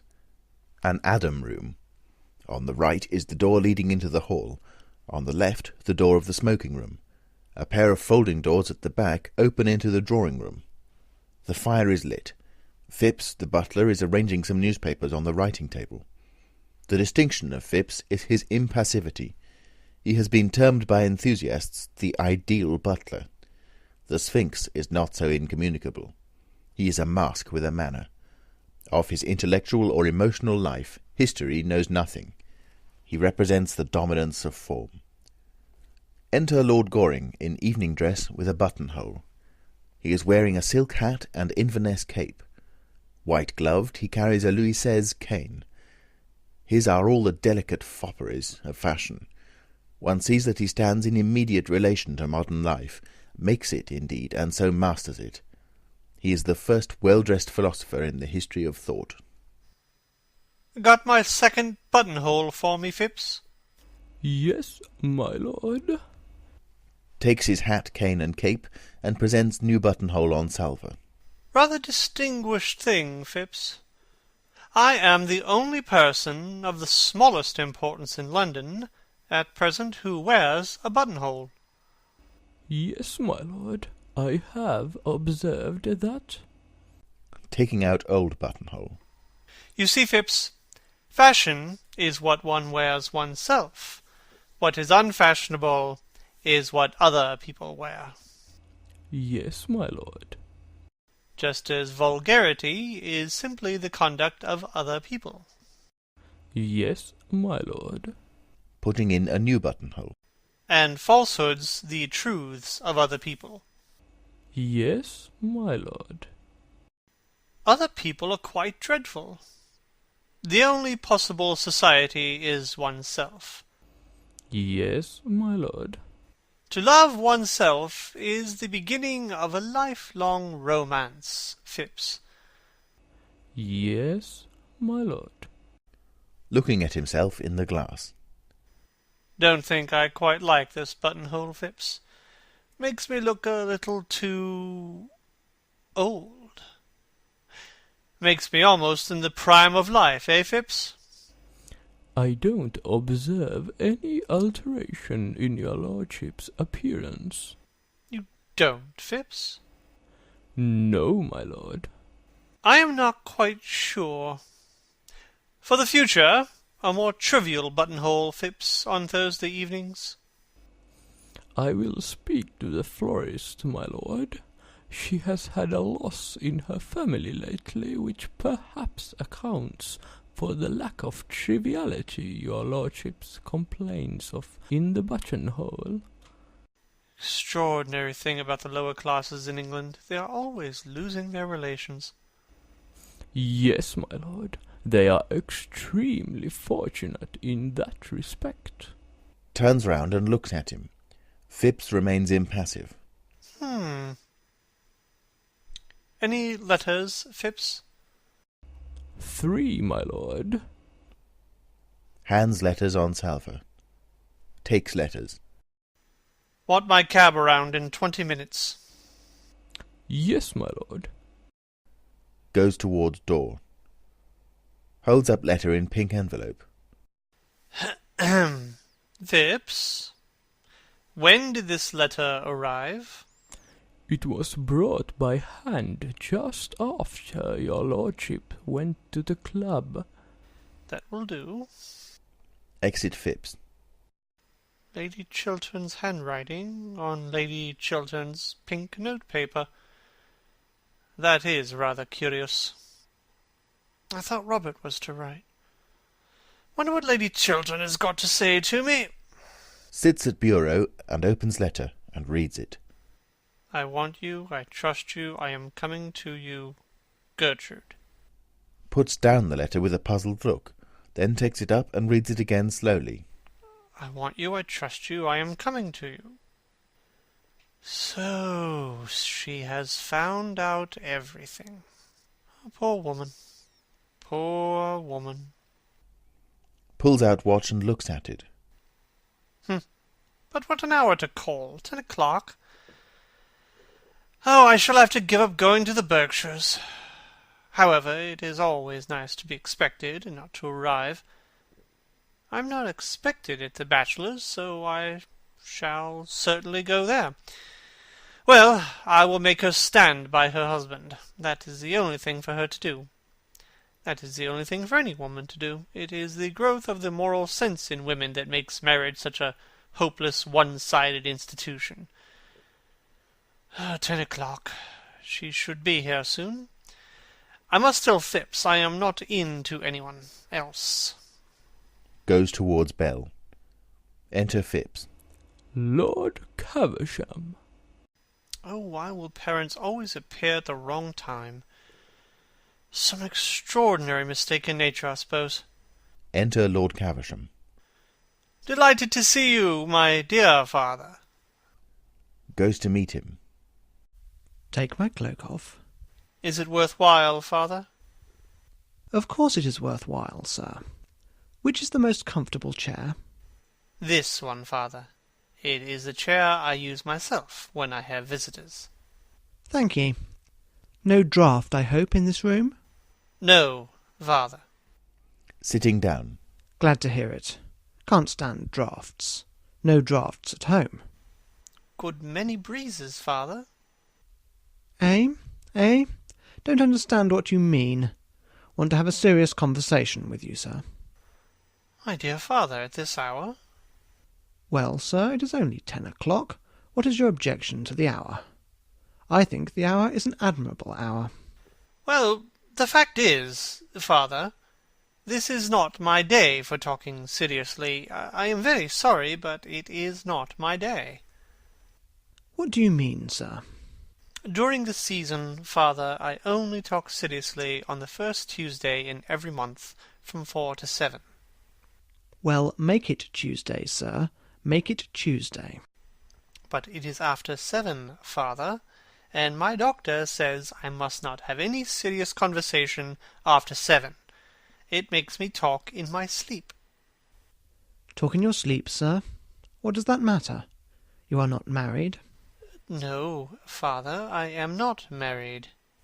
That is what I have come to talk to you about, sir. You have got to get married, and at once. Why, when I was your age, sir, I had been an inconsolable widower for 3 months, and was already paying my addresses to your admirable mother. Damn me, sir, it is your duty to get married. You can't always be living for pleasure. Every man of position is married nowadays. Bachelors are not fashionable any more. They are a damaged lot. Too much is known about them. You must get a wife, sir. Look where your friend Robert Chiltern has got by probity, hard work, and a sensible marriage with a good woman. Why don't you imitate him, sir? Why don't you take him for your model? I think I shall, father. I wish you would, sir. Then I should be happy. At present I make your mother's life miserable on your account. You are heartless, sir, quite heartless. I hope not, father. And it is high time for you to get married. You are 34 years of age, sir. Yes, father, but I only admit to 32. 31.5 when I have a really good buttonhole. This buttonhole is not trivial enough. I tell you, you are 34, sir, and there is a draught in your room besides, which makes your conduct worse. Why did you tell me there was no draught, sir? I feel a draught, sir. I feel it distinctly. So do I, father. It is a dreadful draught. I will come and see you tomorrow, father. We can talk over anything you like. Let me help you on with your cloak, father. No, sir. I have called this evening for a definite purpose, and I am going to see it through at all costs to my health or yours. Put down my cloak, sir. Certainly, father. But let us go into another room. Rings bell. There is a dreadful draught here. Enter Phipps. Phipps, is there a good fire in the smoking room? Yes, my lord. Come in there, father. Your sneezes are quite heart-rending. Well, sir, I suppose I have a right to sneeze when I choose? Apologetically. Quite so, father. I was merely expressing sympathy. Oh, damn sympathy. There's a great deal too much of that sort of thing going on nowadays. I quite agree with you, father. If there was less sympathy in the world, there would be less trouble in the world. Goes towards the smoking room. That is a paradox, sir. I hate paradoxes. So do I, father. Everybody one meets is a paradox nowadays. It is a great bore. It makes society so obvious. Turning round and looking at his son beneath his bushy eyebrows. Do you always really understand what you say, sir? After some hesitation. Yes, father, if I listen attentively. Indignantly. If you listen attentively, conceited young puppy. Goes off grumbling into the smoking room. Phipps enters. Phipps, there is a lady coming to see me this evening on particular business. Show her into the drawing-room when she arrives, you understand? Yes, my lord. It is a matter of gravest importance, Phipps. I understand, my lord. No one else is to be admitted under any circumstances. I understand, my lord. Bell rings. That is probably the lady. I shall see her myself. Just as he is going towards the door, Lord Caversham enters from the smoking room. Well, sir? Am I to wait attendance on you? Considerably perplexed. In a moment, father, do excuse me. Lord Caversham goes back. Remember my instructions, Phipps. Into that room. Yes, my lord. Lord Goring goes into the smoking room. Harold, the footman, shows Mrs. Cheveley in. Lemire-like, she is in green and silver. She has a cloak of black satin, lined with dead rose-leaf silk. What name, madam? To Phipps, who advances towards her. Is Lord Goring not here? I was told he was at home. His lordship is engaged at present with Lord Caversham, madam. Turns a cold, glassy eye on Harold, who at once retires. To herself. How very filial. His lordship told me to ask you, madam, to be kind enough to wait in the drawing-room for him. His lordship will come to you there. With a look of surprise. Lord Goring expects me. Yes, madam. Are you quite sure? His lordship told me that if a lady called, I was to ask her to wait in the drawing-room. Goes to the door of the drawing-room and opens it. His lordship's directions on the subject were very precise. To herself. How thoughtful of him. To expect the unexpected shows a thoroughly modern intellect. Goes towards the drawing-room and looks in. Ugh! How dreary a bachelor's drawing-room always looks. I shall have to alter all this. Phipps brings the lamp from the writing-table. No, I don't care for that lamp. It is far too glaring. Light some candles. Replaces lamp. Certainly, madam. I hope the candles have very becoming shades.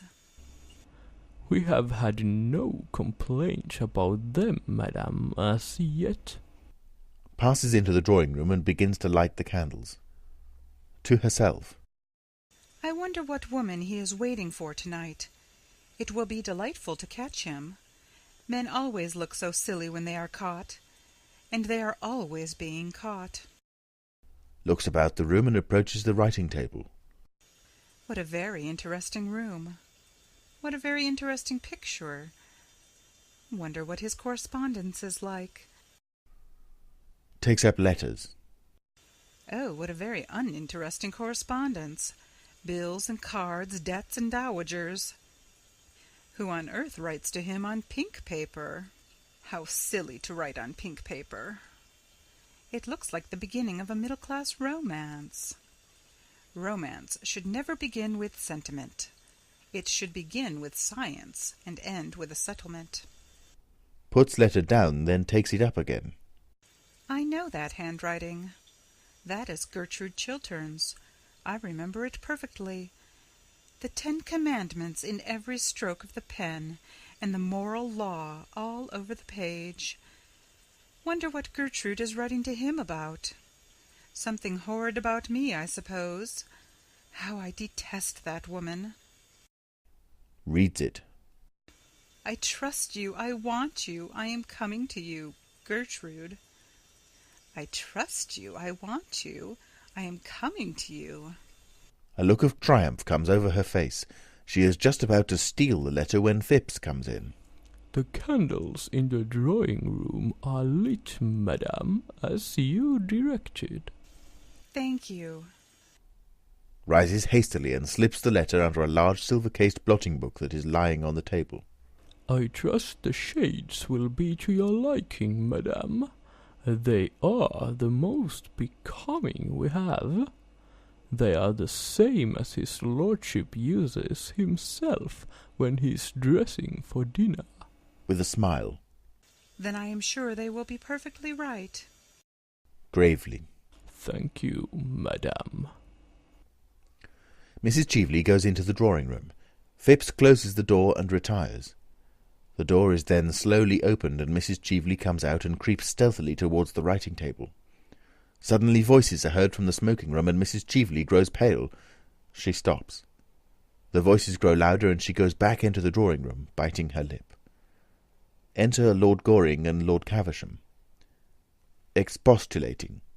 My dear father, if I am to get married, surely you will allow me to choose the time, place, and person, particularly the person. Testily. That is a matter for me, sir. You would probably make a very poor choice. It is I who should be consulted, not you. There is property at stake. It is not a matter for affection. Affection comes later on in married life. Yes, in married life affection comes when people thoroughly dislike each other, father, doesn't it? Puts on Lord Caversham's cloak for him. Certainly, sir. I mean, certainly not, sir. You are talking very foolishly tonight. What I say is that marriage is a matter for common sense. But women who have common sense are so curiously plain, father, aren't they? Of course, I only speak from hearsay. No woman, plain or pretty, has any common sense at all, sir. Common sense is the privilege of our sex. Quite so. And we men are so self-sacrificing that we never use it, do we, father? I use it, sir. I use nothing else. So my mother tells me. It is the secret of your mother's happiness. You are very heartless, sir, very heartless. I hope not, father.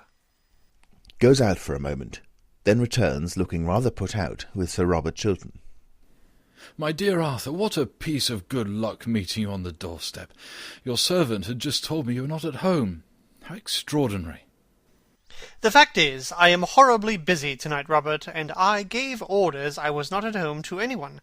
Even my father had a comparatively cold reception. He complained of a draught the whole time. Ah, you must be at home to me, Arthur. You are my best friend. Perhaps by tomorrow you will be my only friend. My wife has discovered everything. I guessed as much. Looking at him. Really? How? After some hesitation. Oh, merely by something in the expression of your face as you came in. Who told her? Mrs. Cheveley herself. And the woman I love knows that I began my career with an act of low dishonesty, that I built up my life upon sands of shame, that I sold like a common huckster the secret that had been entrusted to me as a man of honour. I thank heaven poor Lord Radley died without knowing that I betrayed him. I would to God I had died before I had been so horribly tempted, or had fallen so low. Burying his face in his hands. After a pause. You have heard nothing from Vienna yet, in answer to your wire? Looking up.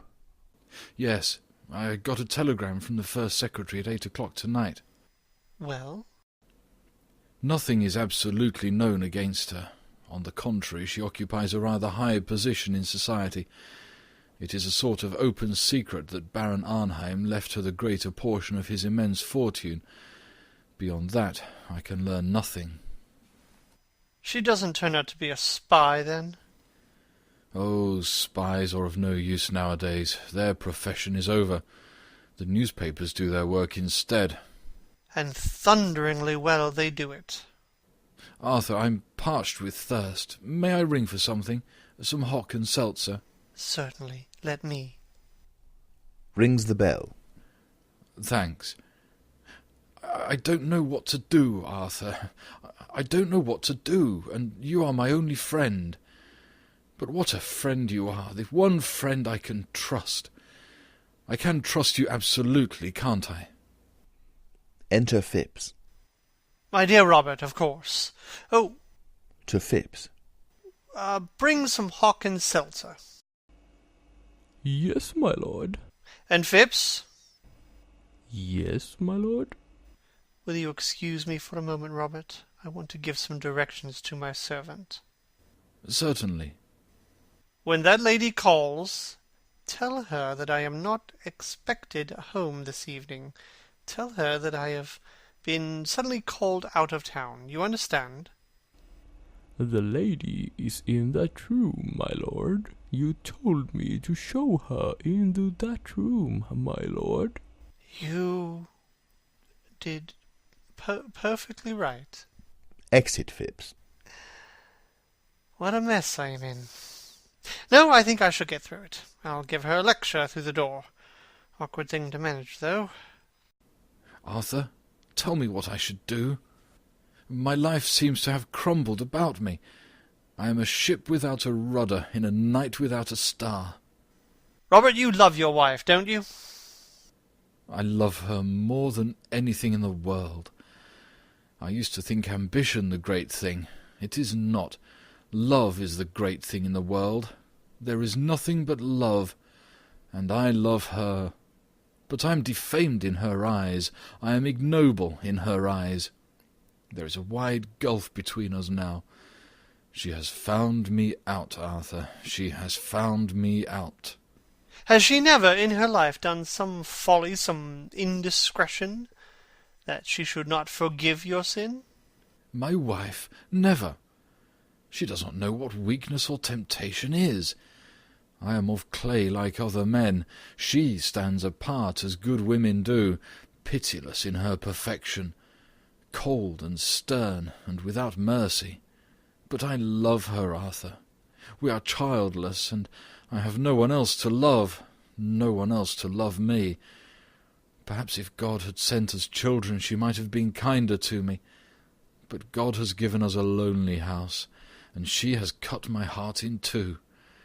Don't let us talk of it. I was brutal to her this evening, but I suppose when sinners talk to saints, they are brutal always. I said to her things that were hideously true on my side, from my standpoint, from the standpoint of men. But don't let's talk of that. Your wife will forgive you. Perhaps at this moment she is forgiving you. She loves you, Robert. Why should she not forgive? God grant it. God grant it. Buries his face in his hands. But there is something more I have to tell you, Arthur. Enter Phips with drinks. Hands hock and seltzer to Sir Robert Chiltern. Hock and seltzer, sir. Thank you. Is your carriage here, Robert? No, I walked from the club. Sir Robert will take my cab, Phips. Yes, my lord. Exit. Robert, you don't mind my sending you away? Arthur, you must let me stay for 5 minutes. I have made up my mind what I'm going to do tonight in the house. The debate on the Argentine Canal is to begin at 11.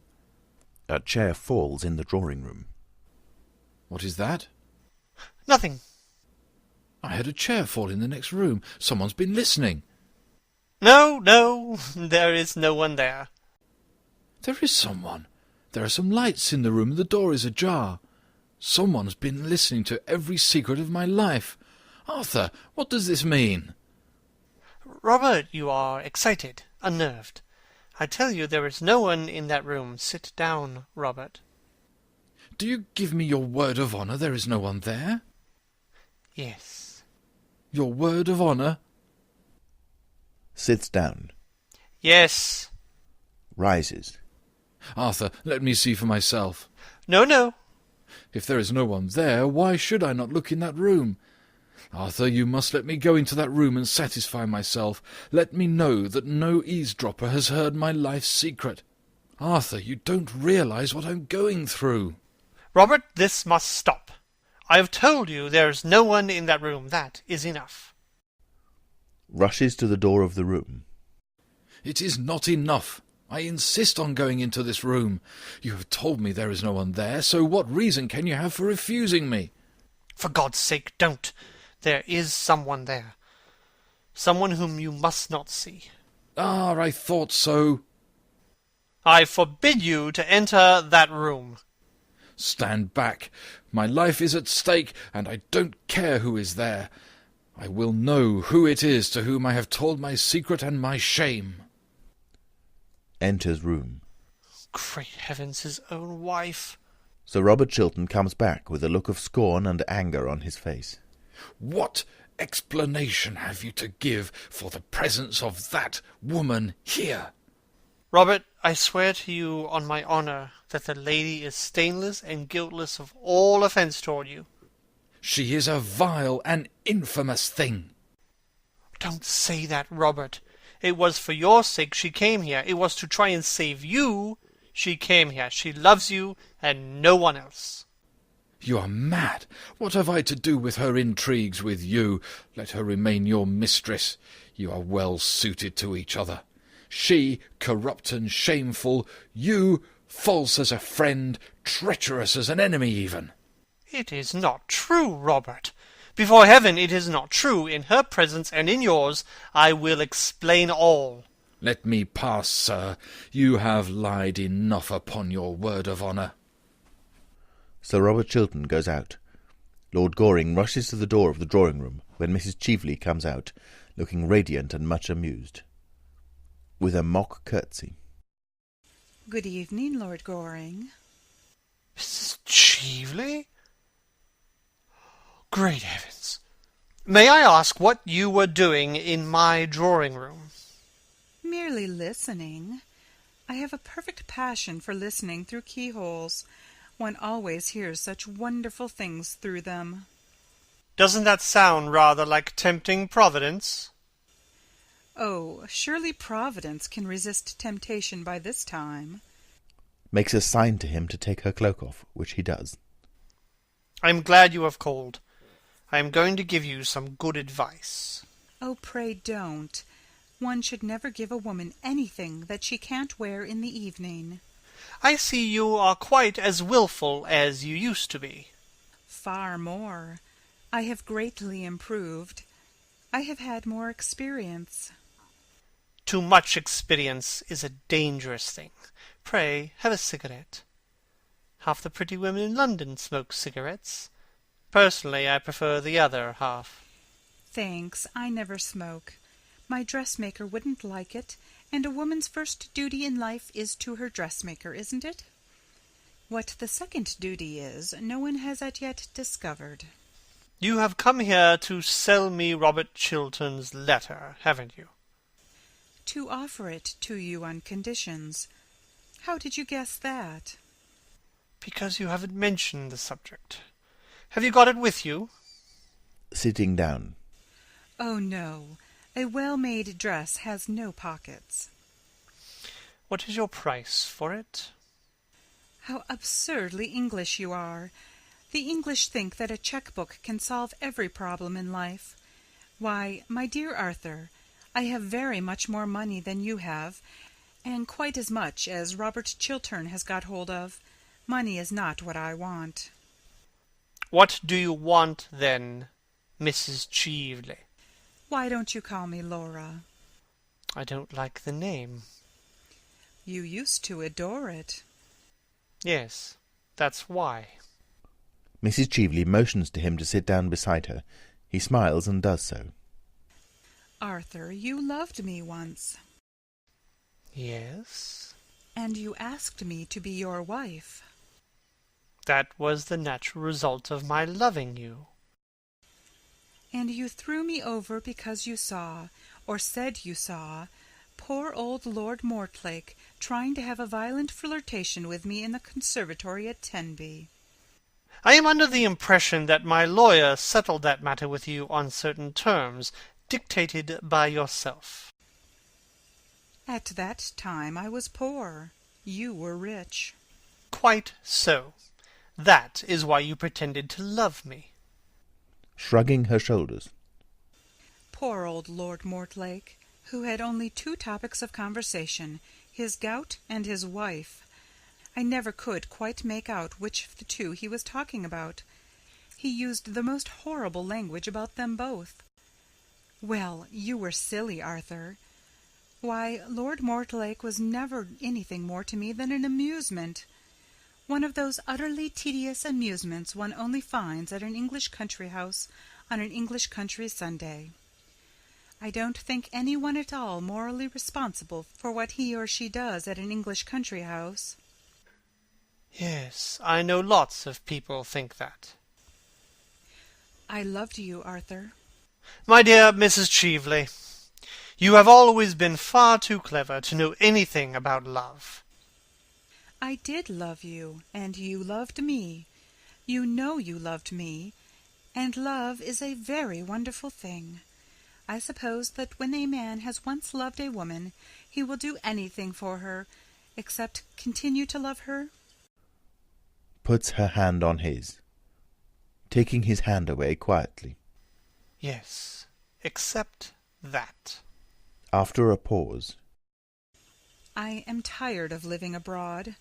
I want to come back to London. I want to have a charming house here. I want to have a salon. If one could only teach the English how to talk, and the Irish how to listen, society here would be quite civilized. Besides, I have arrived at the romantic stage.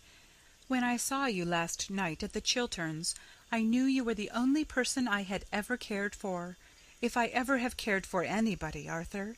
And so, on the morning of the day you marry me, I will give you Robert Chiltern's letter. That is my offer. I will give it to you now, if you promise to marry me. Now? Smiling. Tomorrow. Are you really serious? Yes, quite serious. I should make you a very bad husband. I don't mind bad husbands. I have had two. They amuse me immensely. You mean that you amused yourself immensely, don't you? What do you know about my married life? Nothing, but I can read it like a book. What book? Rising. The Book of Numbers. Do you think it is quite charming of you to be so rude to a woman in your own house? In the case of a very fascinating woman, sex is a challenge, not a defense. I suppose that is meant for a compliment. My dear Arthur, women are never disarmed by compliments. Men always are. That is the difference between the two sexes. Women are never disarmed by anything, as far as I know them. After a pause. Then you are going to allow your greatest friend, Robert Chiltern, to be ruined, rather than marry someone who really has considerable attractions left? I thought you would have risen to some great height of self-sacrifice, Arthur. I think you should. And the rest of your life you could spend in contemplating your own perfections. Oh, I do that as it is. And self-sacrifice is a thing that should be put down by law. It is so demoralizing to the people for one whom sacrifices oneself. They always go to the bad. As if anything could demoralize Robert Chiltern. You seem to forget that I know his real character. What you know about him is not his real character. It was an act of folly done in his youth. Dishonorable, I admit. Shameful, I admit. Unworthy of him, I admit. And therefore, not his true character. How you men stand up for each other. How you women war against each other. Bitterly. I only war against one woman, against Gertrude Chiltern. I hate her. I hate her now more than ever. Because you have brought a real tragedy into her life, I suppose. With a sneer. Oh, there is only one real tragedy in a woman's life. The fact that her past is always her lover, and her future invariably her husband. Lady Chiltern knows nothing of the kind of life to which you are alluding. A woman whose size in gloves is 7 3/4 never knows much about anything. You know Gertrude has always worn a 7 3/4. That is one of the reasons why there was never any moral sympathy between us. Well, Arthur, I suppose this romantic interview may be regarded as at an end. You admit it was romantic, don't you? For the privilege of being your wife, I was ready to surrender a great prize, the climax of my diplomatic career. You decline. Very well. If Sir Robert doesn't uphold my Argentine scheme, I expose him. Vois-tu? You mustn't do that. It would be vile, horrible, infamous. Shrugging her shoulders. Oh, don't use big words. They mean so little. It is a commercial transaction, that is all. There is no good mixing up sentimentality in it. I offered to sell Robert Chiltern a certain thing. If he won't pay me my price, he will have to pay the world a greater price. There is no more to be said. I must go. Good-bye. Won't you shake hands? With you? No. Your transaction with Robert Chiltern may pass as a loathsome commercial transaction of a loathsome commercial age. But you seem to have forgotten that you came here tonight to talk of love. You, whose lips desecrated the word love, you, to whom the thing is a book closely sealed, went this afternoon to the house of one of the most noble and gentle women in the world, to degrade her husband in her eyes, to try and kill her love for him, to put poison in her heart and bitterness in her life, to break her idol, and, it may be, spoil her soul. That I cannot forgive you. That was horrible. For that there can be no forgiveness. Arthur, you are unjust to me. Believe me, you are quite unjust to me. I didn't go to taunt Gertrude at all. I had no idea of doing anything of the kind when I entered. I called with Lady Markby simply to ask whether an ornament, a jewel that I lost somewhere last night, had been found at the Chilterns. If you don't believe me, you can ask Lady Markby. She will tell you it is true. The scene that occurred happened after Lady Markby had left, and was really forced on me by Gertrude's rudeness and sneers. I called, a little out of malice, if you like, but really to ask if a diamond brooch of mine had been found. That was the origin of the whole thing. A diamond snake brooch with a ruby? Yes, how do you know? Because it is found. In point of fact, I found it myself, and stupidly forgot to tell the butler anything about it as I was leaving. Goes over to the writing table and pulls out the drawer. It is in this drawer. Not that one. This is the brooch, isn't it? Holds up the brooch. Yes, I am so glad to get it back. It was a present. Won't you wear it? Certainly, if you pin it in. Lord Goring suddenly clasps it on her arm. Why do you put it on as a bracelet? I never knew it could be worn as a bracelet. Really? Holding out her handsome arm.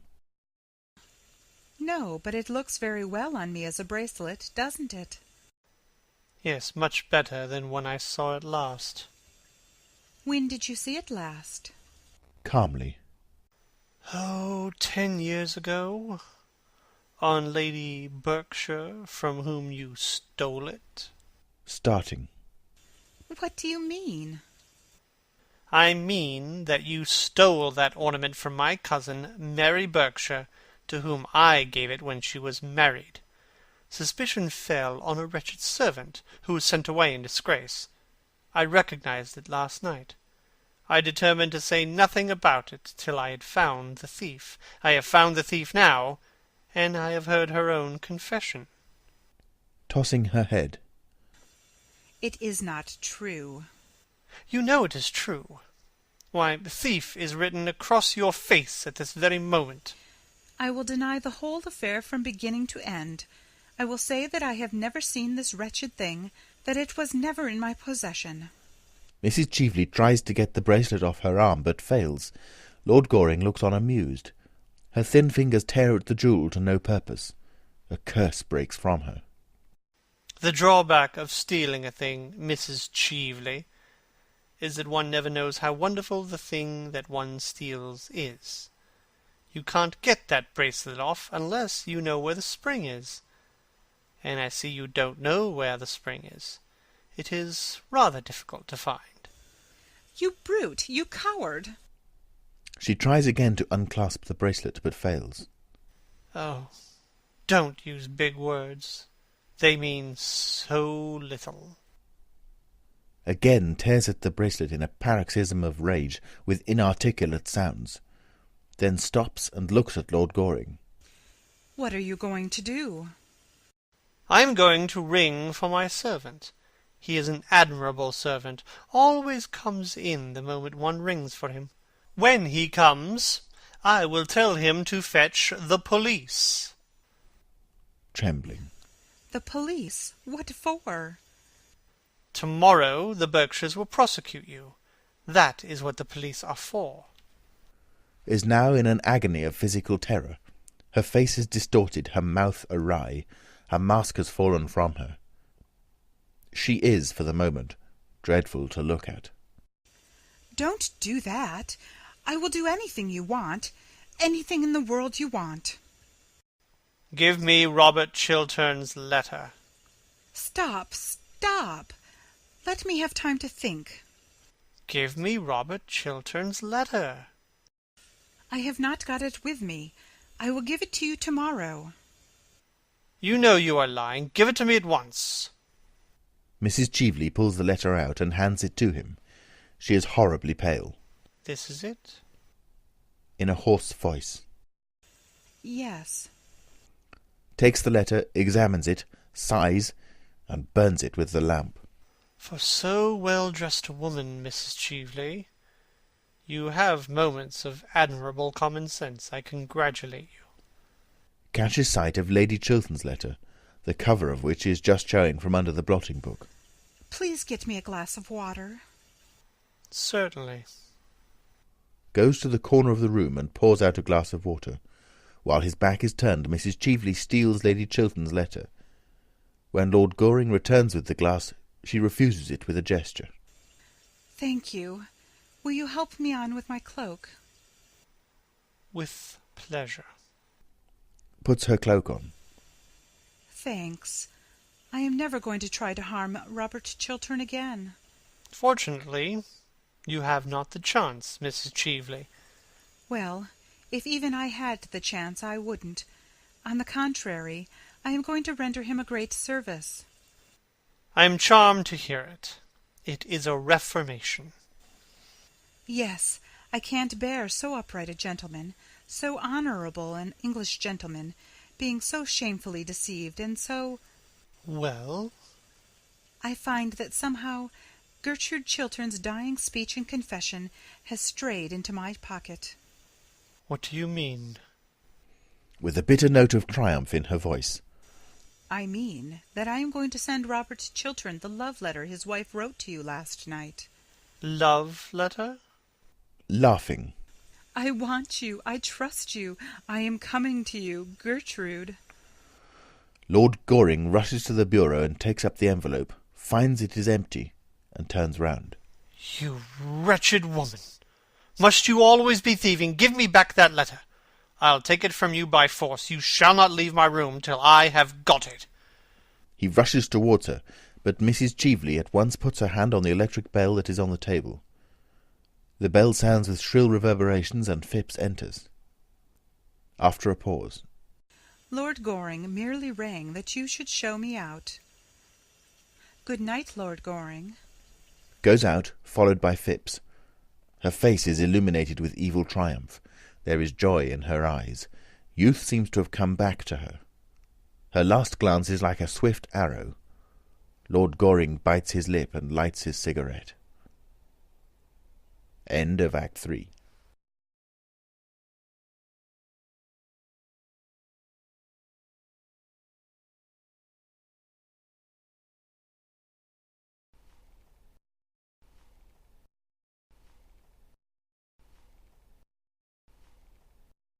Fourth Act. Scene. Same as Act 2. Lord Goring is standing by the fireplace with his hands in his pockets. He is looking rather bored. Pulls out his watch, inspects it, and rings the bell. It is a great nuisance. I can't find anyone in this house to talk to. And I am full of interesting information. I feel like the latest edition of, something or other. Enter servant.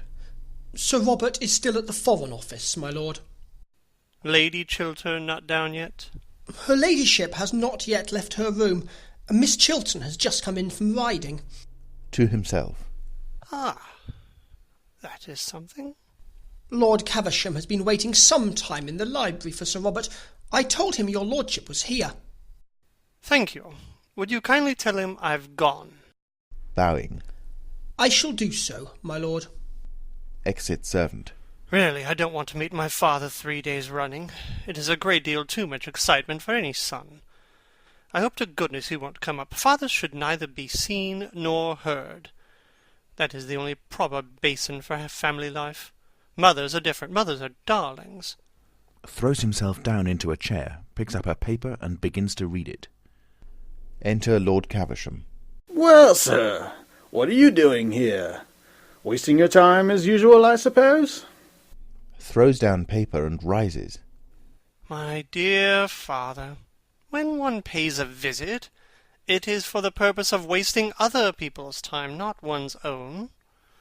Have you been thinking over what I spoke to you about last night? I have been thinking of nothing else. Engaged to be married yet? Genially. Not yet. But I hope to be before lunchtime. Caustically. You can have till dinner time if it would be of any convenience to you. Thanks, awfully. But I think I'd sooner be engaged before lunch. Never know when you are serious or not. Neither do I, father. A pause. I suppose you have read the Times this morning? Airily. The Times? Certainly not. I only read the Morning Post. All that one should know about modern life is where the duchesses are. Anything else is quite demoralizing.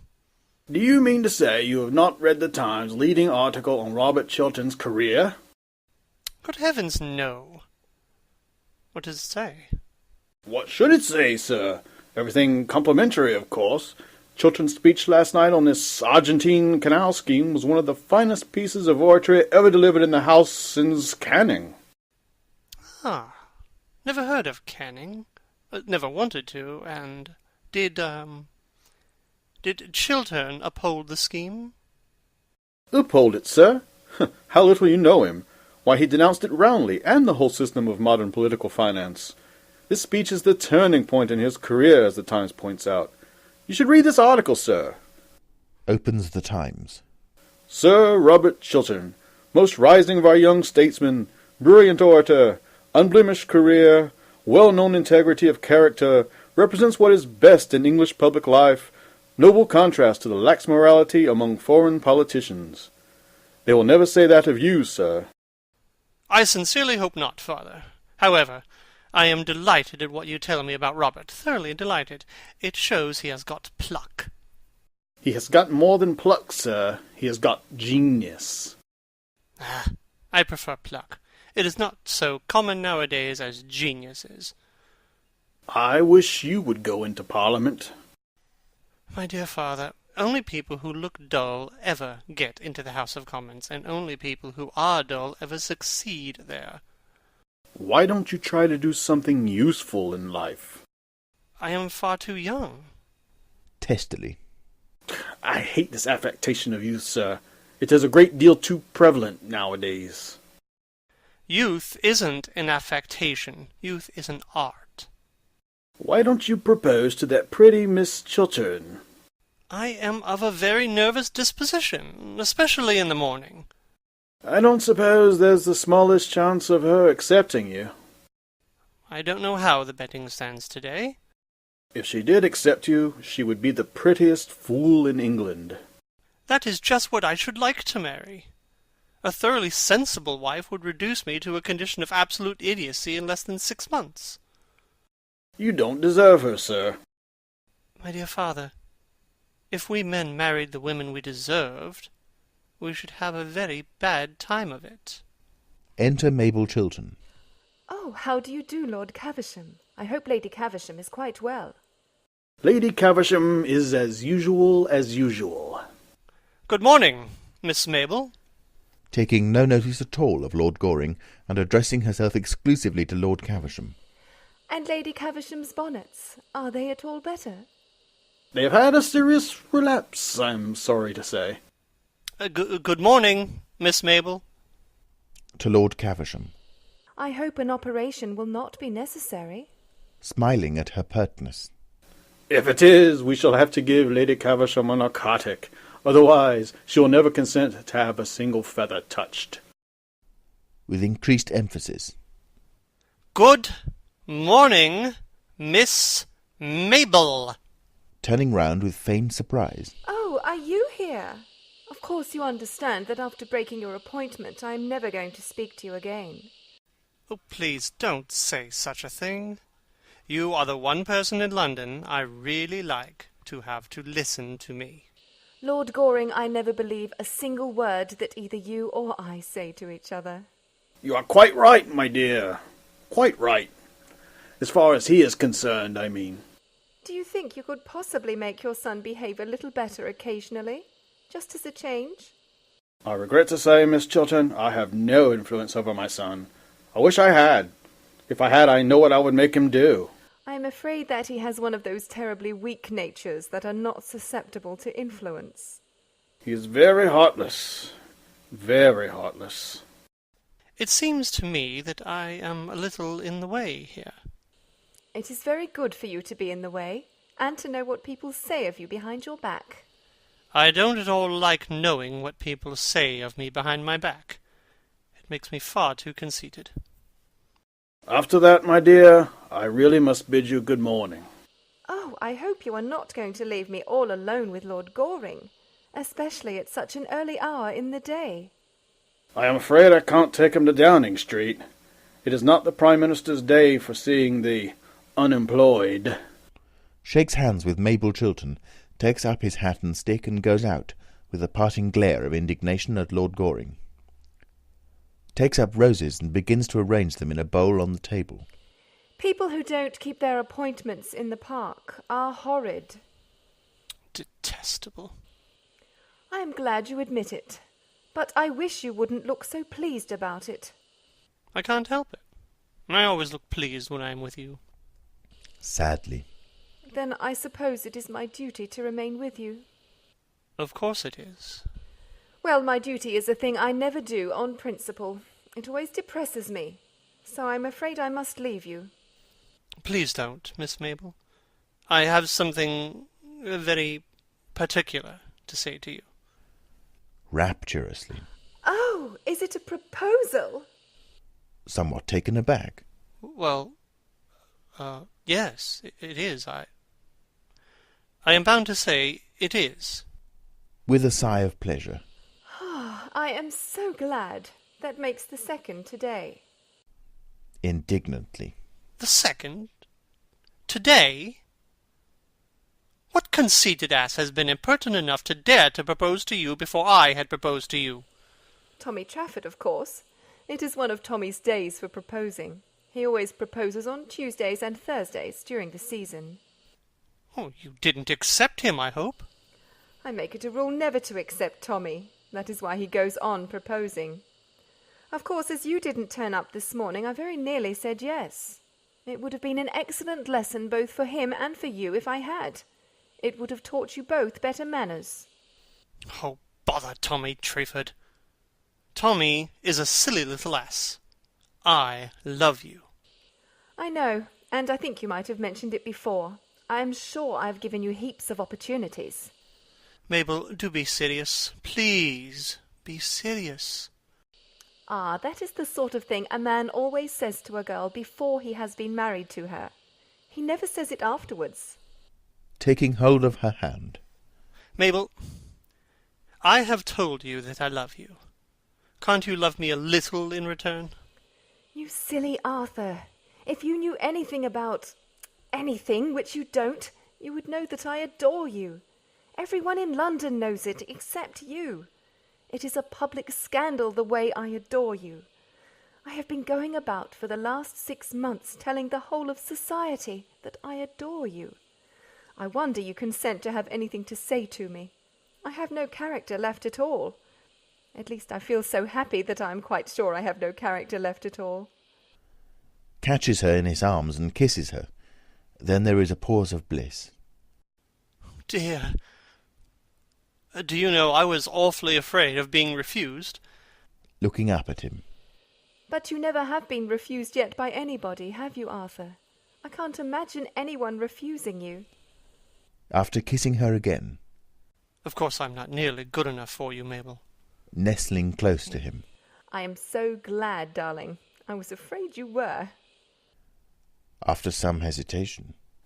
And I'm a little over 30. Dear, you look weeks younger than that. Enthusiastically. How sweet of you to say so. And it is only fair to tell you frankly that I am fearfully extravagant. But so am I, Arthur, so we're sure to agree. And now I must go and see Gertrude. Must you really? Kisses her. Yes. Then do tell her I want to talk to her particularly. I have been waiting here all the morning to see either her or Robert. Do you mean to say you didn't come here expressly to propose to me? Triumphantly. No, that was a flash of genius. Your first? With determination. My last. I am delighted to hear it. Now, don't stir. I'll be back in 5 minutes. And don't fall into any temptations while I am away. Dear Mabel, while you are away, there are none. It makes me horribly dependent on you. Enter Lady Chiltern. Good morning, dear. How pretty you are looking. How pale you are looking, Gertrude. It is most becoming. Good morning, Lord Goring. Bowing. Good morning, Lady Chiltern. Aside to Lord Goring. I shall be in the conservatory, under the second palm tree on the left. Second on the left. With a look of mock surprise.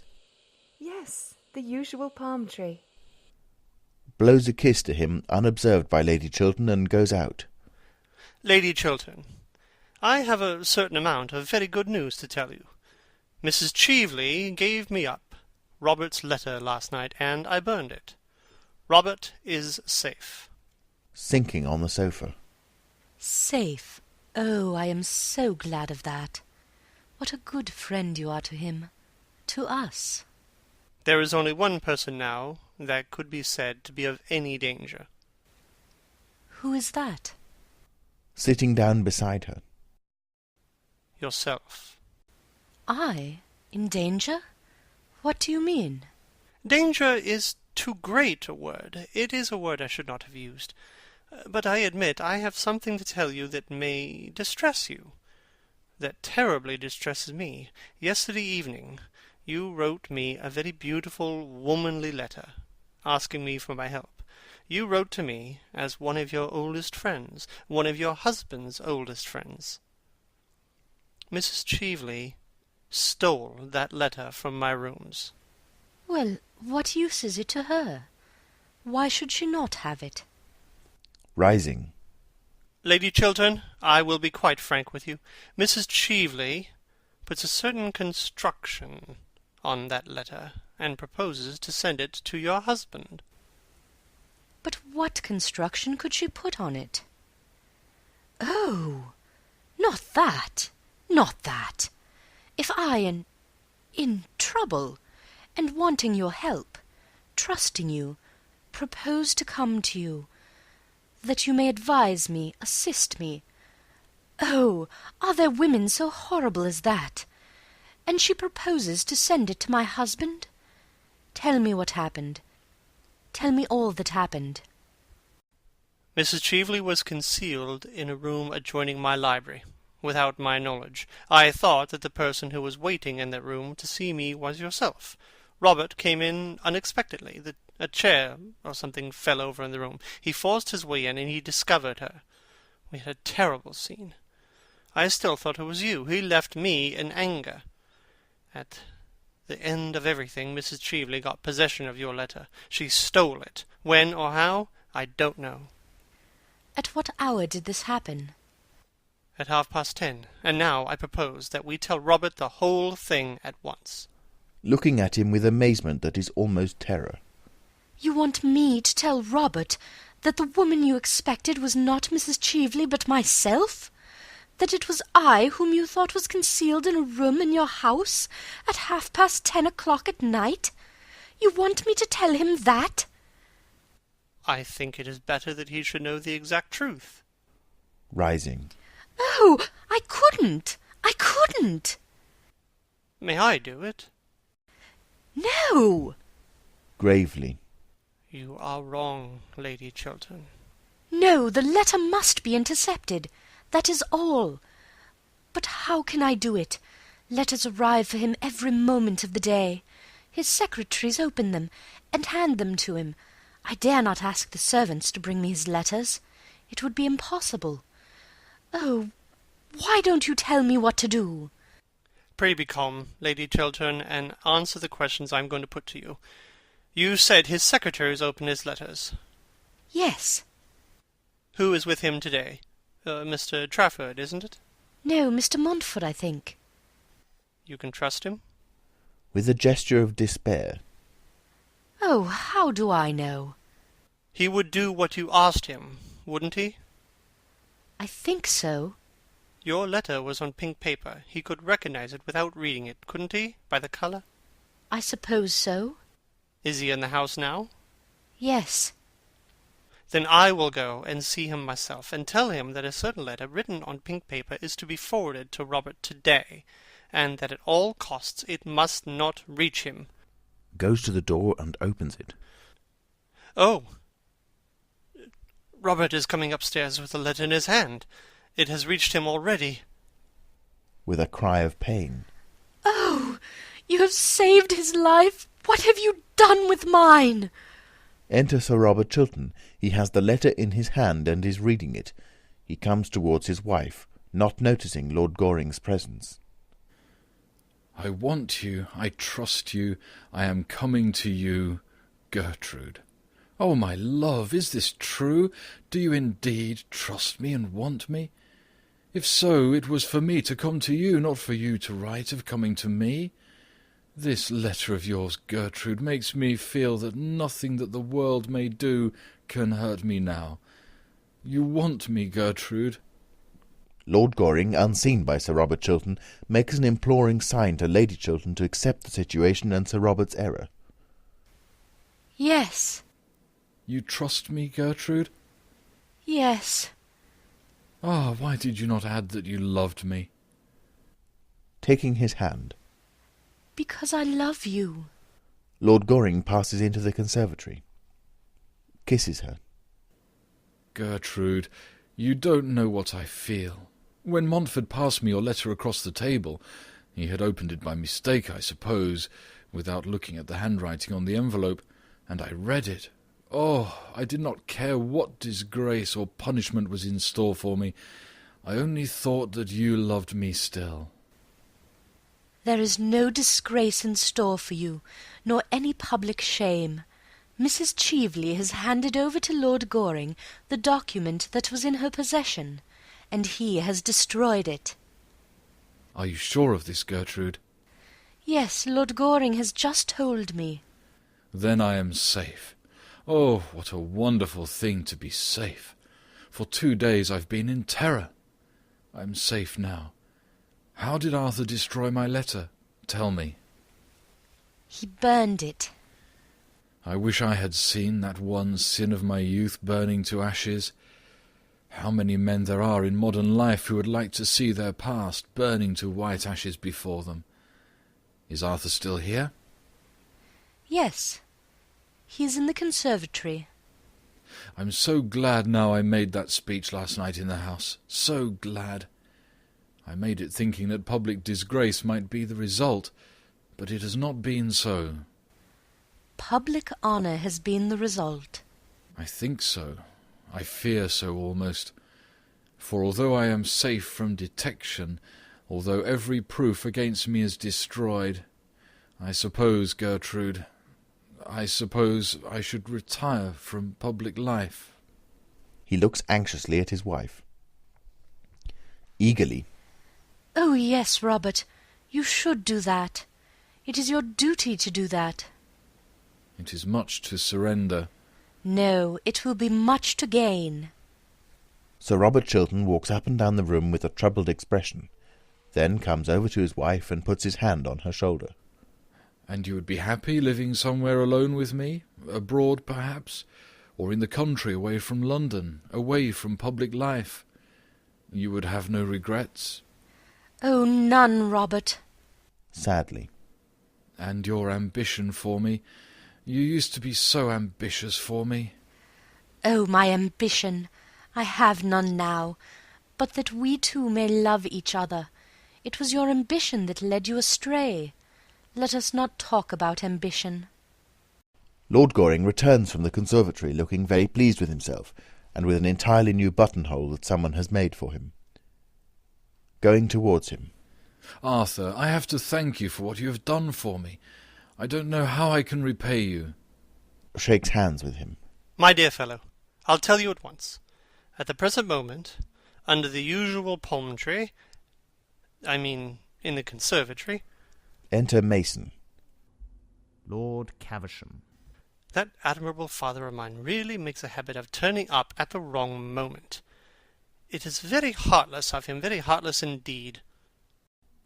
Enter Lord Caversham. Mason goes out. Good morning, Lady Chiltern. Warmest congratulations to you, Chiltern, on your brilliant speech last night. I have just left the Prime Minister, and you are to have the vacant seat in the Cabinet. With a look of joy and triumph. A seat in the Cabinet? Yes. Here is the Prime Minister's letter. Hands letter. Takes letter and reads it. A seat in the Cabinet? Certainly, and you well deserve it too. You have got what we want so much in political life nowadays. High character, high moral tone, high principles. To Lord Goring. Everything that you have not got, sir, and never will have. I don't like principles, father. I prefer prejudices. Sir Robert Chiltern is on the brink of accepting the Prime Minister's offer when he sees his wife looking at him with her clear, candid eyes. He then realises that it is impossible. I cannot accept this offer, Lord Caversham. I have made up my mind to decline it. Decline it, sir? My intention is to retire at once from public life. Angrily. Decline a seat in the Cabinet and retire from public life? I've never heard such damned nonsense in the whole course of my existence. I beg your pardon, Lady Chiltern. Chiltern, I beg your pardon. To Lord Goring. Don't grin like that, sir. No, father. Lady Chiltern, you are a sensible woman. The most sensible woman in London. The most sensible woman I know. Would you kindly prevent your husband from making such a... Would you kindly do that, Lady Chiltern? I think my husband is right in his determination, Lord Caversham. I approve of it. You approve of it? Good heavens! Taking her husband's hand. I admire him for it. I admire him immensely for it. I have never admired him so much before. He is finer than even I thought him. To Sir Robert Chiltern. You will go and write your letter to the Prime Minister now, won't you? Don't hesitate about it, Robert. With a touch of bitterness. I suppose I had better write it at once. Such offers are not repeated. I will ask you to excuse me for a moment, Lord Caversham. I may come with you, Robert, may I not? Yes, Gertrude. Lady Chiltern goes out with him. What is the matter with this family? Something wrong here, eh? Tapping his forehead. Idiocy? Hereditary, I suppose. Both of them, too. Wife as well as husband. Very sad indeed. And they are not an old family. Can't understand it. It is not idiocy, father, I assure you. What is it then, sir? After some hesitation. Well, it is what is called, nowadays, a high moral tone, father. That is all. Hate these new-fangled names. Same thing we used to call idiocy 50 years ago. Shan't stay in this house any longer. Taking his arm. Oh, just go in here for a moment, Father. Third palm tree to the left, the usual palm tree. What, sir? I beg your pardon, Father, I forgot. The conservatory, Father, the conservatory. There is someone there I want you to talk to. What about, sir? About me, Father. Grimly. Not a subject on which much eloquence is possible. No, Father, but the lady is like me. She doesn't care much for eloquence in others. She thinks it a little loud. Lord Caversham goes out into the conservatory. Lady Chiltern enters. Lady Chiltern, why are you playing Mrs. Cheveley's cards? Startled. I don't understand you. Mrs. Cheveley made an attempt to ruin your husband, either to drive him from public life or to make him adopt a dishonourable position. From the latter tragedy you saved him. The former you are now thrusting on him. Why should you do him the wrong Mrs. Cheveley tried to do and failed? Lord Goring? Pulling himself together for a great effort and showing the philosopher that underlies the dandy. Lady Chiltern, allow me. You wrote me a letter last night, in which you said you trusted me and wanted my help. Now is the moment when you really want my help. Now is the time when you have got to trust me, to trust in my counsel and judgment. You love Robert. Do you want to kill his love for you? What sort of existence will he have if you rob him of the fruits of his ambition, if you take him from the splendour of a great political career, if you close the doors of public life against him, if you condemn him to sterile failure, he who was made for triumph and success? Women are not meant to judge us, but to forgive us when we need forgiveness. Pardon, not punishment, is their mission. Why should you scourge him with rods for a sin done in his youth, before he knew you, before he knew himself? A man's life is of more value than a woman's. It has larger issues, a wider scope, greater ambitions. A woman's life revolves in curves of emotions. It is upon lines of intellect that a man's life progresses. Don't make any terrible mistake now, Lady Chiltern. A woman who can keep a man's love and love him in return has done all the world wants of women, or should want of them. Troubled and hesitating. But it is my husband himself who wishes to retire from public life. He feels it is his duty. It was he who first said so. Rather than lose your love, Robert would do anything. Wreck his whole career, as he is on the brink of doing now. He is making for you a terrible sacrifice. Take my advice, Lady Chiltern, and do not accept a sacrifice so great. If you do, you will live to repent it bitterly. We men and women are not made to accept such sacrifices from each other. We are not worthy of them. Besides, Robert has been punished enough. We have both been punished. I set him up too high. With deep feeling in his voice. Do not for that reason set him down now too low. If he has fallen from his altar, do not thrust him into the mire. Failure to Robert would be the very mire of shame. Power is his passion. He would lose everything, even his power to feel love. Your husband's life is at this moment in your hands. Your husband's love is in your hands. Don't mar both for him. Enter Sir Robert Chiltern. Gertrude, here is the draft of my letter. Shall I read it to you? Let me see it. Sir Robert hands her the letter. She reads it, and then, with a gesture of passion, tears it up. What are you doing? A man's life is of more value than a woman's. It has larger issues, wider scope, greater ambitions. Our lives revolve in curves of emotion. It is upon lines of intellect that a man's life progresses. I have just learnt this, and much else with it, from Lord Goring. And I will not spoil your life for you, nor see you spoil it as a sacrifice to me, a useless sacrifice. Gertrude, Gertrude! You can forget. Men easily forget, and I forgive. That is how women help the world.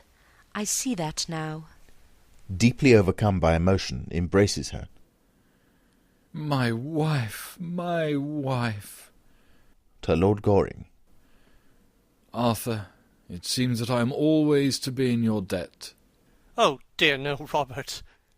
Your debt is to Lady Chiltern, not to me. I owe you much. And now tell me, what were you going to ask me just now as Lord Caversham came in?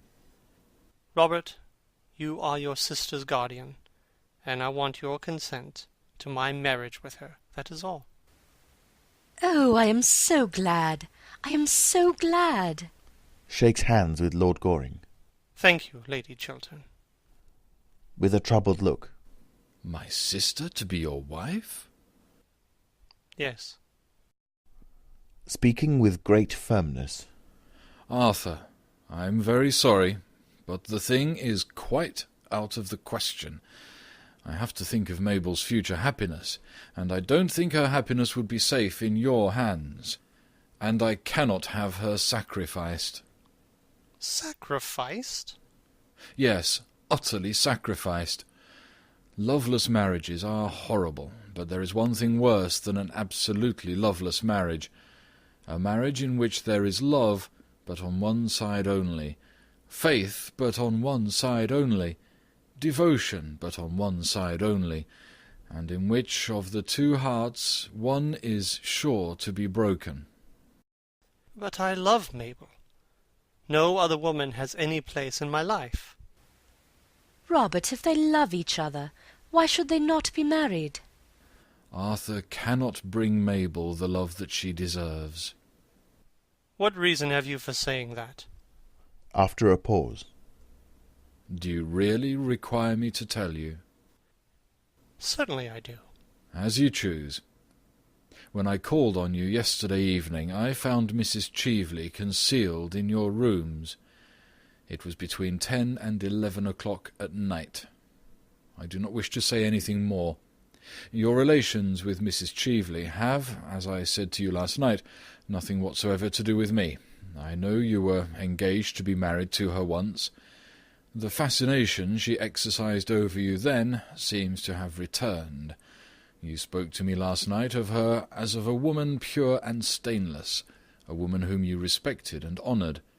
That may be so, but I cannot give my sister's life into your hands. It would be wrong of me. It would be unjust, infamously unjust to her. I have nothing more to say. Robert, it was not Mrs. Cheveley whom Lord Goring expected last night. Not Mrs. Cheveley? Who was it then? Lady Chiltern. It was your own wife. Robert, yesterday afternoon Lord Goring told me that if ever I was in trouble I could come to him for help, as he was our oldest and best friend. Later on, after that terrible scene in this room, I wrote to him telling him that I trusted him, that I had need of him, that I was coming to him for help and advice. Sir Robert Chiltern takes the letter out of his pocket. Yes, that letter. I didn't go to Lord Goring's after all. I felt that it is from ourselves alone that help can come. Pride made me think that. Mrs. Cheveley went. She stole my letter and sent it anonymously to you this morning, that you should think. Oh, Robert, I cannot tell you what she wished you to think. What? Had I fallen so low in your eyes that you thought that even for a moment I could have doubted your goodness? Gertrude, Gertrude, you are to me the white image of all good things, and sin can never touch you. Arthur, you can go to Mabel, and you have my best wishes. Oh, stop for a moment. There is no name at the beginning of this letter. The brilliant Mrs. Cheveley does not seem to have noticed that. There should be a name. Let me write yours. It is you I trust and need, you and none else. Well, really, Lady Chiltern, I think I should have back my own letter. Smiling. No, you shall have Mabel. Takes the letter and writes her husband's name on it. Well, I hope she hasn't changed her mind. It's nearly 20 minutes since I saw her last. Enter Mabel Chiltern and Lord Caversham. Lord Goring, I think your father's conversation much more improving than yours. I am only going to talk to Lord Caversham in the future, and always under the usual palm tree. Darling. Kisses her. Considerably taken aback. What does this mean, sir? You don't mean to say that this charming, clever young lady has been so foolish as to accept you? Certainly, father. And Chiltern's been wise enough to accept the seat in the cabinet. I am very glad to hear that, Chiltern. I congratulate you, sir. If this country doesn't go to the dogs or the radicals, we shall have you as Prime Minister some day. Enter Mason. Luncheon is on the table, m'lady. Mason goes out. You'll stop to luncheon, Lord Caversham, won't you? With pleasure. And I'll drive you down to Downing Street afterwards, Chiltern. You have a great future before you. A great future. Wish I could say the same for you, sir. To Lord Goring. But your career will have to be entirely domestic. Yes, father. I prefer it domestic. And if you don't make this young lady an ideal husband, I'll cut you off with a shilling. An ideal husband? Oh, I don't think I should like that. It sounds like something in the next world. What do you want him to be then, dear?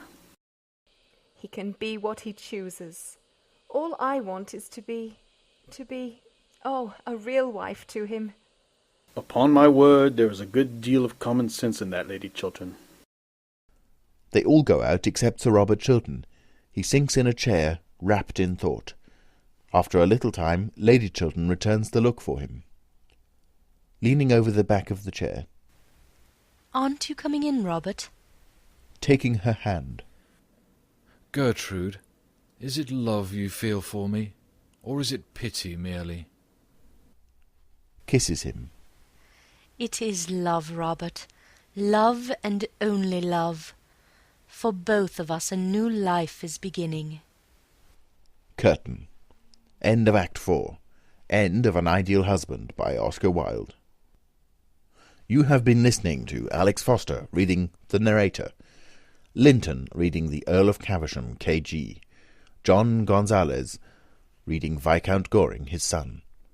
Sir Robert Chiltern, Baronet, Under Secretary for Foreign Affairs, was read by David Barnes. The Vicomte de Nanjac was read by Juho Frogid. Mr. Montford, Matthew Walton. Mason, butler to Sir Robert Chiltern, by Hugh Maguire. Phipps, Lord Goring's servants, by Razel. James, the footman, by Chris Gorringe. Harold, the footman, by Zachary Brewster Geiss. Lady Chiltern, by Kristen Hughes. Lady Markby, by Heather Bennett. The Countess of Basildon, by Gemma Blythe. Mrs. Marchmont, by Ezwa.